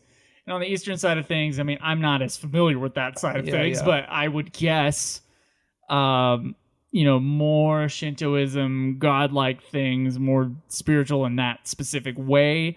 And then, also like with the Japanese specifically, that place is always shaking and the earth wants to kill everybody who lives in that island. So it also like a big nature kind of like, I think that's actually we are at the disposal of the gods kind of. That's a big sub message of Shin Godzilla and everything. Like you just know constantly being afraid of that. Exactly what you described, the earth just wanting to kill you. Tsunamis, earthquakes. Yeah. Okay. One of the most interesting things you said there, and I don't really know that we're getting too far with the question because it's a very broad, deep freaking question, man. Is how the monsters that are found in Western culture come from somewhere else because we went somewhere else, as in out to the West, and we're still expanding, and we're still expanding out here. We're in Utah, and they're building a lot more, and you just find there's frontiers not to be discovered. You go to a place like Europe and Japan, where there's not much room, there's a lot less, you're more crowded and stuff. And also, you've been there anciently, like people were there for a long time. Everything has been grouped. I mean, they were here, but not not as many people. No. But then the monsters were always there. So, like, every time you see Godzilla, he appears. What in the heck? There's giant mushrooms growing out of things. The back of baby Godzilla. Just like the spookiest, scariest thing I've... It's gross. I don't like how many different ways can I tell you that I hate this? Gaiyama? The name of the mountain? Okay, all right. Yeah, I just got pretty deep there. Yeah. I think I tried to chew on this question beforehand, but there's so many aspects. You can go so many different ways with it, man. There are, because you could just be thinking of like, monster designs. And like, you go from monster designs to like motivations of characters to where the stories go. And to filmmaking type stuff. I can think of that as well. It's just totally... There's so many things that separates it, right? Yeah. Talking super earlier about like, I think it was the very first question, a mix of new kaiju versus, reimaginings of the stuff that originated this kaiju genre, big monster, Godzilla, King Ghidorah, blah, blah, blah. So probably the most enduring thing that we can understand out here in the West and really worldwide of like yokai, weird you just said Shintoism. I don't know that much about Shintoism, but the type of like old ancient monsters and deities and ghosts and all this weird stuff is Pokemon, because a lot of it is based off that, man. How do they come up with those creatures? And now there's 800 plus of them. I think around 900. There's only 151. We know this is true. Joe, they're gonna release more of this. But I'm just saying, that's a way to understand why. We've talked about this movie a handful of times on this show, but House. It's like if you want to... What? It's Ghidorah? Yeah. It's Hedorah? Hedorah is coming out of the mushrooms. He looks like he's made of cotton candy. Yeah. That's a good way to describe him. You guys, my jaw is on the floor. We're watching the weirdest show while we're doing this. Because I'm saying that I'm a big Pokemon fan, but just in general, like the weirdness of the stuff that Japanese can come up with, monster-wise, big or small. Because you got a lot to draw from, because you can do variations on different yokai, crazy Japanese kaiju, mysterious creatures that go beyond. I'm sorry, it's like you take monsters and dumb them down here, because you take a scorpion... No. And you make it big. You take ants and you make them big. That's true. Yeah. Giant Claw is just a big rooster vulture. Have you seen the Giant Claw? No, I haven't seen it. I haven't seen the film, but I've seen enough of the monster. I owned Attack of the Giant Gila Monster. I didn't get through it. Drew, did I give you that? I've watched the Attack of the Giant Gila Monster. It's forgettable. Trying to remember. Oh, I might have given that as a drawing. This is the Giant Claw thing. He's a terrible design. Boy. He's ugly. Oh. It's so ugly that it's memorable. Neo Hedorah is victorious. 3, 2, 1, go. All right. I can't remember. Oh, that's where we're going. That's where we're ending up. That's where we went and where we've been, folks. Yeah, that's all. That's not true. There's still 7 of these things left. I'm trying to wrap this up because I don't want to watch anymore. You said to keep going. I know. We're keeping going. Something I've noticed in the opening shots, but I haven't actually noticed in the show itself, was that so the woman in the spaceship, the bad gal. Her name, I think, is Landis. It's said as the final title of the final chapter of 18 we were just on. It said Landis Anger, and we just went over that. Landis, she has like a puffy thing in front of her. It's like pink. I noticed that too. Still don't know what it is because I just haven't figured it It's out. her. Guys and girls don't. This is a G-rated podcast, but it's her BDSM little feather whip. It's probably thing. just feathered pen sitting on a counter, but it's maybe pink. It is Big. really It's- bright pink, but also what I think she's really appreciate. cute. What I appreciate is that her lipstick is the exact same shade of pink in the opening Oh. credits, but isn't Ever in the series? in the series I'm gonna have to really that pay I've attention noticed. because I've never seen that. Oh yeah, movie. you'll notice it next time. Next time it opens up. The girl who's the commander, which I don't think we've ever said this, but he's the only male in the show. The male commander, his older father figure to everything. That girl shows so much enthusiasm. His like right hand girl. What's sad to me, this actress who replaced the original bad guy girl in this show, bad guy girl. Bad guy is wow. a terror. We know a villain. Villain. We got to start is- using the word villain. Oh, it's a freaking fan. Oh wow! How many episodes It's of a these have we fan. watched and we just realized it's a fan? Big feathery fan. Sorry, go ahead.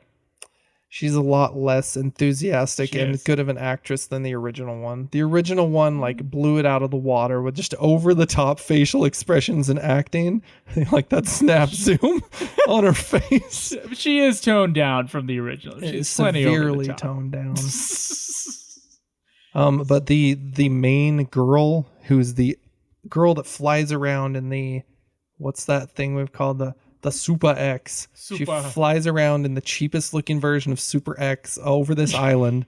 She's the second in command, I'm supposing, because we have to interpret these episodes. G-Guard base is polluted. 3, 2, 1. to the commander, but she just always looks like, okay, I'm happy to do this. Yeah, let's do that. She like never loses her enthusiasm.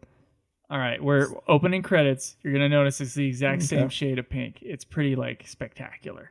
Come And on. it's really good. Really good. Oh, Look it at is. that. It is. An observation there. Yeah.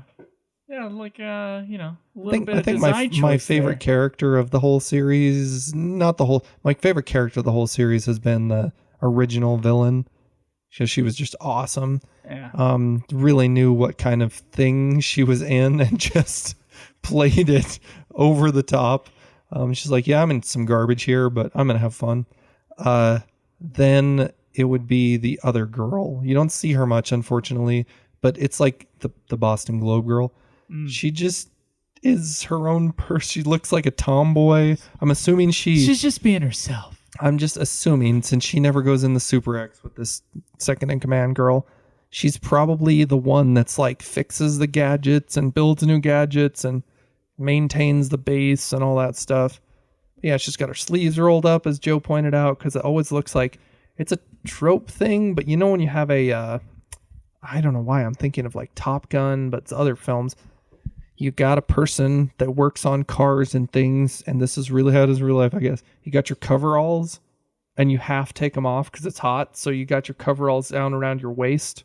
Okay. That's kind of what the look she's got. And then she's got her Boston Globe shirt because she's cool, and her sleeves rolled Jeez. up. So all the So she's monsters, your mechanic. all I can tell right now is that the monsters are apparently rotting and the mushrooms are sprouting up from their corpses. But actually, no. Cool. They're just like struggling on the ground. There's just like these big blue mushrooms that are sprouting up everywhere, including their backs of. What did I just see? They've never had a shot That was below the waist. that was the Arthur shot. Yeah, That was one of the weirdest. it's because they didn't have cuts. the ability to set up shots like that. What? More mushrooms. So a mushroom grew in her bread. These ridiculously cartoony mushrooms. No, so I haven't seen the fact that she's wearing short shorts until just now. Who likes short shorts? We like. Now, but she was frustrated and she clenched her hand Like and it you was just- like next to just bare skin and I was just so Oh, I noticed that confused earlier. by that cut. Half the time, they had a shot here. A mysterious power. 3, 2, 1, go. They had a shot earlier that had the back of the commander's head and kind of showed down to mid thigh calf. It went to her knees of that girl, the second in command girl, and I was like, dang, she has she has a belt on her waist. Her waist is like Barbie sized. It looked do what you want. But yes, in that one, I noticed she had, short shorts. Okay. I'm into that. It's a look, dude. It's a look, It's a Japanese school girl and boy look. You gotta have your short shorts. Gotta have your short shorts. I don't think it's any different than like 1970s US short kind of thing. Or 80s. Jogging I'm just shorts. thinking Friday the 13th films where there's guys who in the 80s wore short shorts and crop tops. Yeah, but we grew up in the Males. 90s, which were the opposite. Yeah, the polar Jinkos, opposite. XX was, large shirts. Was in fashion. So yeah, I had a coworker who at some point he lived in Japan. Yeah.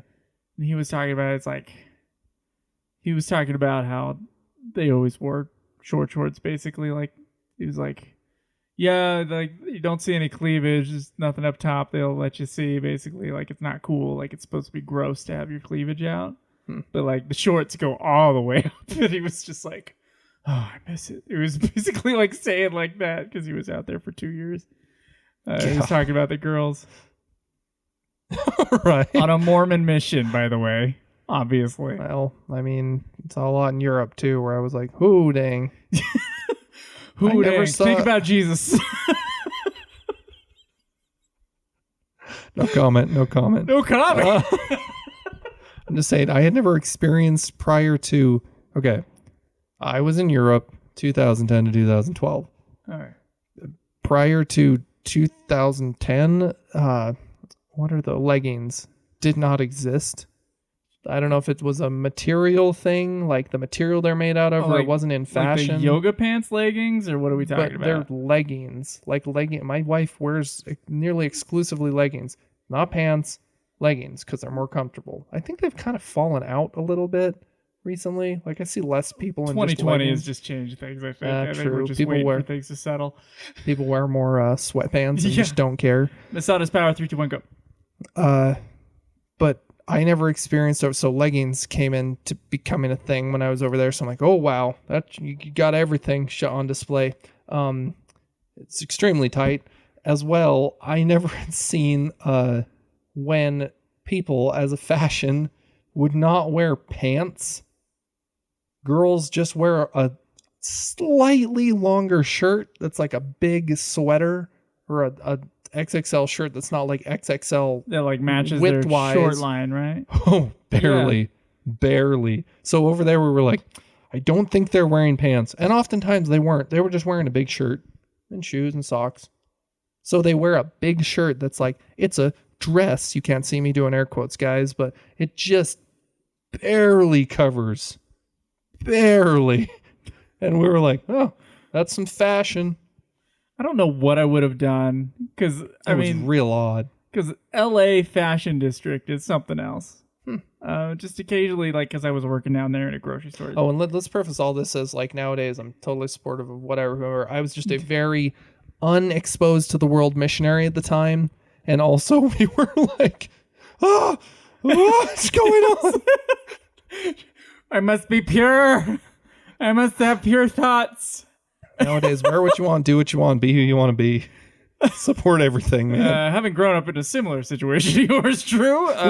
We were a little sheltered. I can only imagine extremely sheltered. When I went to LA, there was just a lot less clothing around in general. But in the fashion district, it was like, just occasionally, like some people would walk in and you're just like, oh my goodness. Oh man, I am seeing everything. I don't know how you get away with this. People, you got it, flaunt it, enjoy it. Just like, well, I just don't keep it away from children. Oh yeah, I already said the F word at the beginning of this, right? No. I'm talking about your fashion senses. Oh, fashion senses. Yeah. I mean, a woman flashed me when I was working in Colorado. That was something there. That would have been in California rather than Colorado. No, that was in Colorado. But they're going up to Vail to like, party hardy, and she's drunk. She flashed me. She's like, "Hey, you!" Hey, like one of those things. Which I then had to sit in that booth, being. So this was your security guard. Kids in the car. Mute this for like 30 seconds. Needlessly horny for for like 2 hours in that stupid little booth. The ceremony goes wrong. 3, 2, 1, go. Just cut out the next 10 minutes from your skip ahead 10 minutes. But when I was in high school, and this was what got this girl suspended, and I think maybe group of girls, but our football team was going to somewhere, traveling on the bus, and a group of rather attractive high school girls, could have been 17, 18, we're like seniors, whatever, around that age, but they decided to follow them and flash them, and that got them in a lot of trouble. But I remember as a kid, I was like, who told on them? The bus driver and the coaches who were also in the bus. Oh yeah, that's a mistake. Yeah, that's oh, you're doing something really dumb right there. But they're high school kids. High school kids do dumb stuff. Yeah, they do. And hopefully don't get killed by it. Come on, guys, let's be smart. And now you can turn it back on for the kiddos. All right, we're back into this boring show. Although it's it's hetera, but it's hetera pink and blue of many colors. Is that a Joseph Technicolor Dreamcoat? Hetera of the amazing sherbet. Sherbet slime. What is that? There's definitely an ice cream flavor out there that looks exactly like that. It's sherbet. Hold on now. Drew, let me mispronounce sherbet as much as I want. I'll mispronounce sherbet and go eat some sherbet with your friend Herbert, who's definitely not named Herbert. And Reese's Pieces, all I want. I like the Reese's Pieces. I know it's wrong, but I refuse to change. What is going on? I believe that they're sacrificing Rodan for the devil in the sky. Rodan is like in the sky. Rodan is like on fire on an altar. I don't know. And I'm laid to rest. Gonna go to Godzilla Island. That's the worst. Go to Godzilla Island. So the extent of the creativity that they put into this show is you took these vinyl figures that make up 70% of this show and you just paint them a different color. Oh, look, I have a Hedorah figure. Let's make him pink and blue for this episode. And well, they actually had to make a lot of little mushrooms. Hedorah, 3, 2, 1, go. Sorry. You've seen once or twice the Jet Jaguar that they painted fire engine red because he's like a fireman. It's like he has no colors but fire engine red. They took a Godzilla figure, made it the ugliest thing I've ever seen, bar none. And I don't like hyperbole, but it is disgusting looking. They took just a Godzilla figure, painted it orange brown, and made the eyes like pure black. So when you're trying to make a little cute figure, you make the eyes bigger. So the eyes are big and it's all cute. Oh. But instead of making the eyes bigger, they just took where the existing eyes were and painted big black circles over the eyes.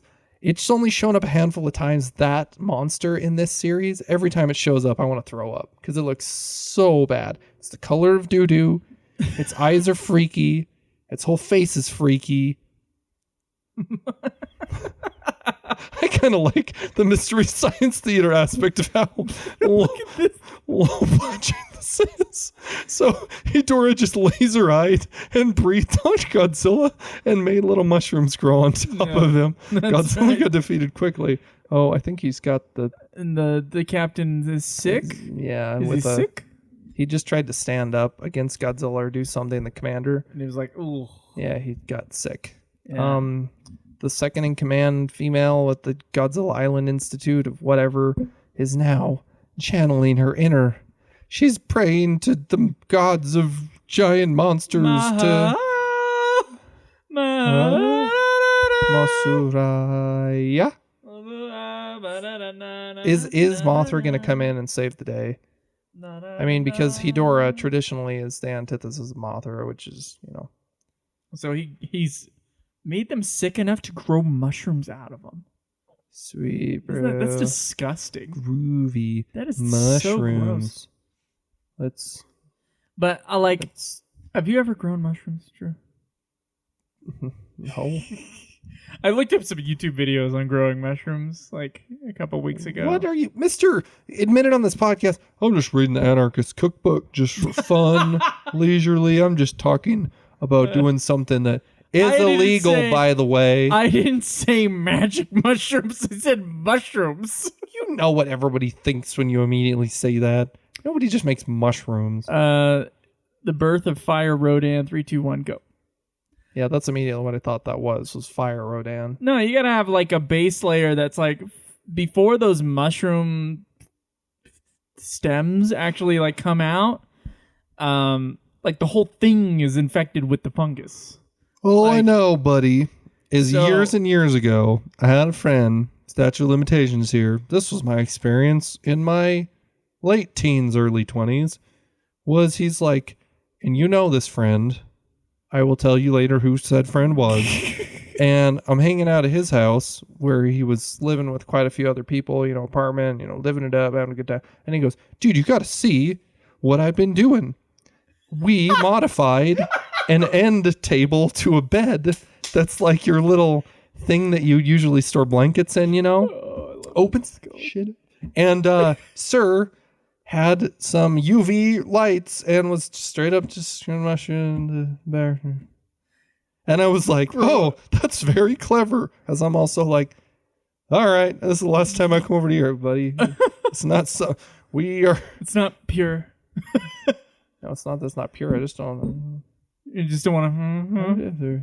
It's good pie. And you know what, guys? I am of the political persuasion and opinion that it all should be legal. Okay. There shouldn't be a drug war. Fair enough. Washington or Oregon just did the whole thing that for personal use, certain amounts on you, everything's legal. What I would like to You can say, have meth. You can have cocaine on you. I'm If gonna- you have a small amount and it's for your own personal use, legal. That should be everywhere. I'm going to slightly disagree. Okay. I'm going to say, let them do that for 20 years, and see how. see what happens, and then I will have an opinion. Well, because that's the thing. They're busting users and not dealers. And it's like people who are already hopeless addicts. You're so not like, wrong. So why incarcerate people that are sick? You're not wrong about that part. Bust the I don't think folks so. that make But people sick. And I don't know if it should be like available in a store for someone to buy. No, Yeah. it's definitely not. I mean, I think pot should be for Yeah, sure. I don't know if I'm up for that. I'm saying I don't know. I'm just like not Yeah. strongly for either. I'm not super strongly one way or the other, but that's Um, my opinion. And I would like to just, let's do the scientific method and let those states do it for a little while Figure and it out. see what the consequences are, because I don't know The if consequences are a real good time, bro. I don't think decriminalizing Party it, on. I don't think decriminalizing it in LA was necessarily a good idea, but then again, I wasn't there before it happened, so I don't know. Extreme temperature, double blaze, 3, 2, 1, go. You've seen Dazed and Confused, right? I have not seen Dazed and Confused. That's a one big classic movie that everybody loves and There's like quotes. a and I million have Matthew not McConaughey seen lines it. in there, and I'm probably going to misquote this, but when the 16, 17-year-old just into high school is sitting in the car with Matthew McConaughey's character, and Matthew McConaughey says to him, hey, man, you got any weed on you, bro? However he says it, and the guy's like, no. The kid goes, no, man. And then there's a pause because Matthew McConaughey has an iconic role in that film and portrayal of a really cool loser guy. He goes, be a lot cooler if you did. And he Okay, I know I have to see it. I just haven't. That's pretty good. Don't get your expectations pretty up too good. high. When I was in high school, I watched that film because it was just on TV, and I was like, I don't get it. That was stupid because nothing happened. It's just like a slice of life. And then watching it years later, I was like, oh, that's why it's good because nothing happens, and it's a slice of life with. It's like high school for everybody. It's ageless because everyone's gonna have the same experiences. Yeah, but I was a high schooler at the time, so I was like, this is dumb. Richard Linklater's. I've seen like a handful of his movies, but I haven't gone through his filmography. Oh, that was actually kind of cool. They just roasted Hedorah. Yeah, I saw that Godzilla was firing him up. They literally killed him the same way he did in the film. But okay, so Richard Linklater films, because let's watch something. Let's talk about something of substance, please, for a moment. I mean, I We're watching this like trash. the Richard Linklater films I've seen. Outside of, I don't like his second movie that he made. That's not. Why am I thinking Stalker? It's the one where it's just like it just goes through and like people are just having little conversations in Texas. Okay. And like it's just really dull movie to Well, me. I mean, watching Dazed and Confused, which is highly regarded as one of the seminal films of blah, blah, blah, people, I also thought it was real boring. But I really deeply, deeply love School of Rock and Bernie. That was him. Bernie.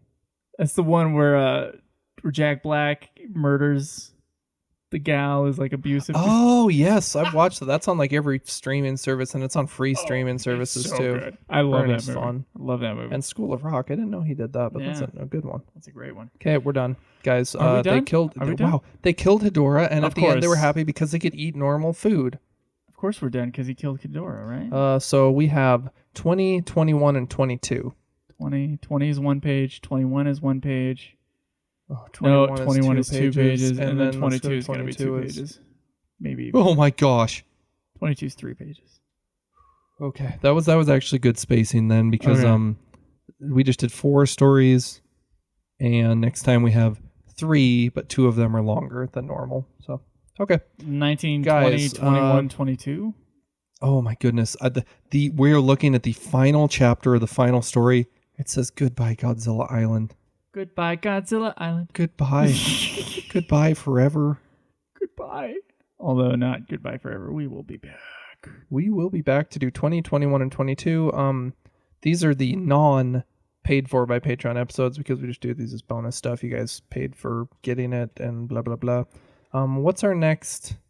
Well, I don't really know the timeline of Godzilla films after 2000. Megaguirus is It's- next. Okay. Godzilla versus Megaguirus. I've never Megaguirus. seen it. Have you? I have only heard bad things. That's I as well. That's so, the one. That's the one I have. So we're just gonna be slogging through some stuff. Possibly, but we might like it. Yeah. There's at least I think there's someone in the Discord who really liked Megaguirus. If there's not a big difference, if any difference, probably because I don't think they got American distribution for a long time. I just probably watch the Japanese version.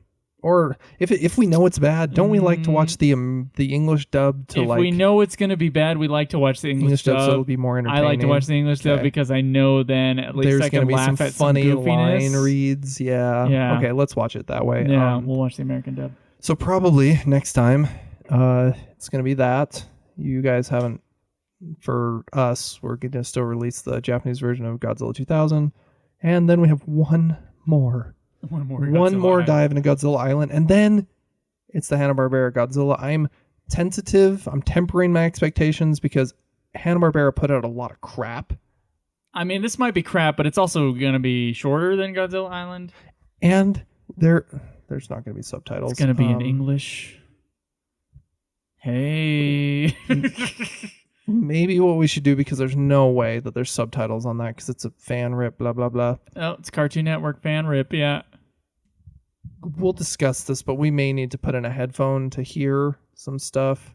No, what I was thinking, actually, we should just watch the whole series. Oh. Take a couple weeks. Oh, okay. So we watch the it whole all. series, take a few notes as we're on, and then kind of do like a hybrid talking about the series while also...